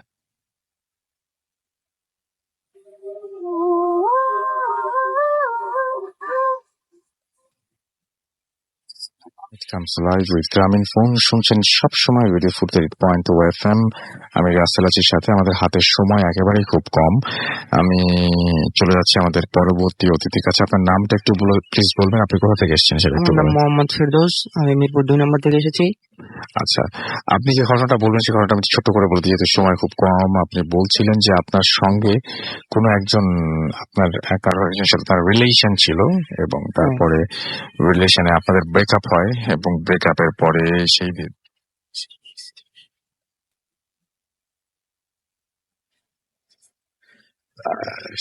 Suicide করে, এবং তারপর থেকে আপনি, আপনার ভিতরে কি অনুশোচনা হয়? মনে হয় যে আপনি, আমার ভিতরে অনুশোচনা। আমি যখন আমি নিজে চিন্তা করি যে আমার জন্য একটা মেয়ের জীবন নষ্ট হয়ে গেল, আমি কাজটাকে ঠিক করছি না ভুল করছি। তারপর থেকে আপনি তাকে দেখতে পান না? হ্যাঁ, তারপর থেকে আমি তাকে স্বপ্নে আপনি কি ধরনের স্বপ্ন দেখেন সাধারণত? স্বপ্নে ও তো মারা যায়। ও মারা যাওয়ার পর ওর জানাজায় আমি যাই। ওই জানাজা শেষ করে আমি বাসায় এসে আপসেট হই এবং টেনশন করি যে আমার জন্য একটা মেয়ের জীবন নষ্ট হয়ে গেল, আমি কাজটা ঠিক করছি না ভুল করছি। দেন কিছুদিন পরে আমি ঢাকা চলে আসি। আসার পর আমার ফ্রেন্ড নোবেল, যে কিছুক্ষণ আগে একটা ঘটনা বললো, ও ছিল 502 নম্বর রুম। আমি ওর সাথে ঘটনাটা শেয়ার করি। আর আমার রুম নাম্বার ছিল 600। আমি শুধু জানতে চাচ্ছি আপনি কি দেখতে পান? আমি যখন ঘুমাই হঠাৎ ও আসে, একটা ভৌতিক একটা হাসি দেয় সে ফার্স্ট। তারপর আমাকে বলে, ফেরদৌস তুমি আমাকে একা রেখে তুমি ঘুমাচ্ছ এত শান্তিতে, এটা তো হতে পারে না, আমি তোমাকে এত শান্তিতে থাকতে দেবো না। দেন আমি ঘুম থেকে জেগে উঠি। তারপর আমি ফার্স্ট দিন খুব ভয় পাওয়ার পর আমি চিৎকার করার পর আমার রুমমেট ওঠে। রুমমেট ঘুম থেকে উঠে বলে, কি হয়েছে তোর? আমি বলি, এরকম সমস্যা। বলতেছে তোর মানে রুমে তো কিছুই নেই, তোর মানে ভৌতিক সমস্যা। শুধুমাত্র স্বপ্নেই দেখেন নাকি সামনাসামনি দেখতে পান? স্বপ্নও দেখি, শুধু স্বপ্নেই দেখেন? আর বিশেষ করে কতদিন পর পর স্বপ্ন দেখেন? 1 সপ্তাহ 1 মাস, কোনো নির্দিষ্ট টাইম নেই। আর বিশেষ করে যে যেদিন ওর বার্থডে থাকে ওদিন আমার প্রতি মানে বেশি ও ক্ষিপ্ত থাকে। আচ্ছা, স্বপ্ন দেখেন এবং স্বপ্নের পরে কি কোনো কিছু ঘটে আপনার সাথে, বা ভয় পান? শুধু স্বপ্ন দেখে তো ভয় পান ডেফিনেটলি, কিন্তু তারপরে কিছু ঘটে? তারপরে তো আমি অনেক ভীত থাকি, মানে আমার ভিতরে আপসেট কাজ করে, ভয় কাজ করে। দেন আমি বিকেল টাইমে যদি ঘুমাইতে যাই, ওরকম স্বপ্নে আমার সাথে ঘটে। তো ওর বার্থডে হলো 23শে মার্চ 2015 সালে 23শে মার্চ। ও আসে আমি তখন রাত 3টা বাজে। 3টা বাজার পর ও আসে, ফেরদৌস আজকে তো আমার জন্মদিন, তুমি আজকে আমাকে কি গিফট দিবে? আমি বলছি, তুমি তো বেঁচে নেই, আমি তোমাকে কি গিফট দেবো? বলছে, কে বলছে বেঁচে নেই, আমি তো বেঁচে আছি। ও যখন আমাকে এগুলো বলে, তো আমি তাকিয়ে দেখি যে রাত 3টা বাজে। তারপর আপনি সবসময় 3টার দিকে স্বপ্ন দেখেন? হ্যাঁ, 3টার দিকে। আপনি কার সাথে শেয়ার করছেন যে ঘটনা? আমার বন্ধু নোবেলের সাথে। না, আপনি কোনো হুজুর বা ডাক্তারের সাথে? আমার মনে হয় যে আপনার কারোর সাথে শেয়ার করা উচিত, এবং আপনার অবশ্যই যারা বোঝেন, সেটা ডাক্তার হোক, আর আপনি সেই চিকিৎসার ব্যাপারেও আপনার খোঁজ নেওয়া উচিত, সেই সাথে যারা বোঝেন তাদের সাথে আপনার শেয়ার করা উচিত। অনেক ধন্যবাদ আপনাকে।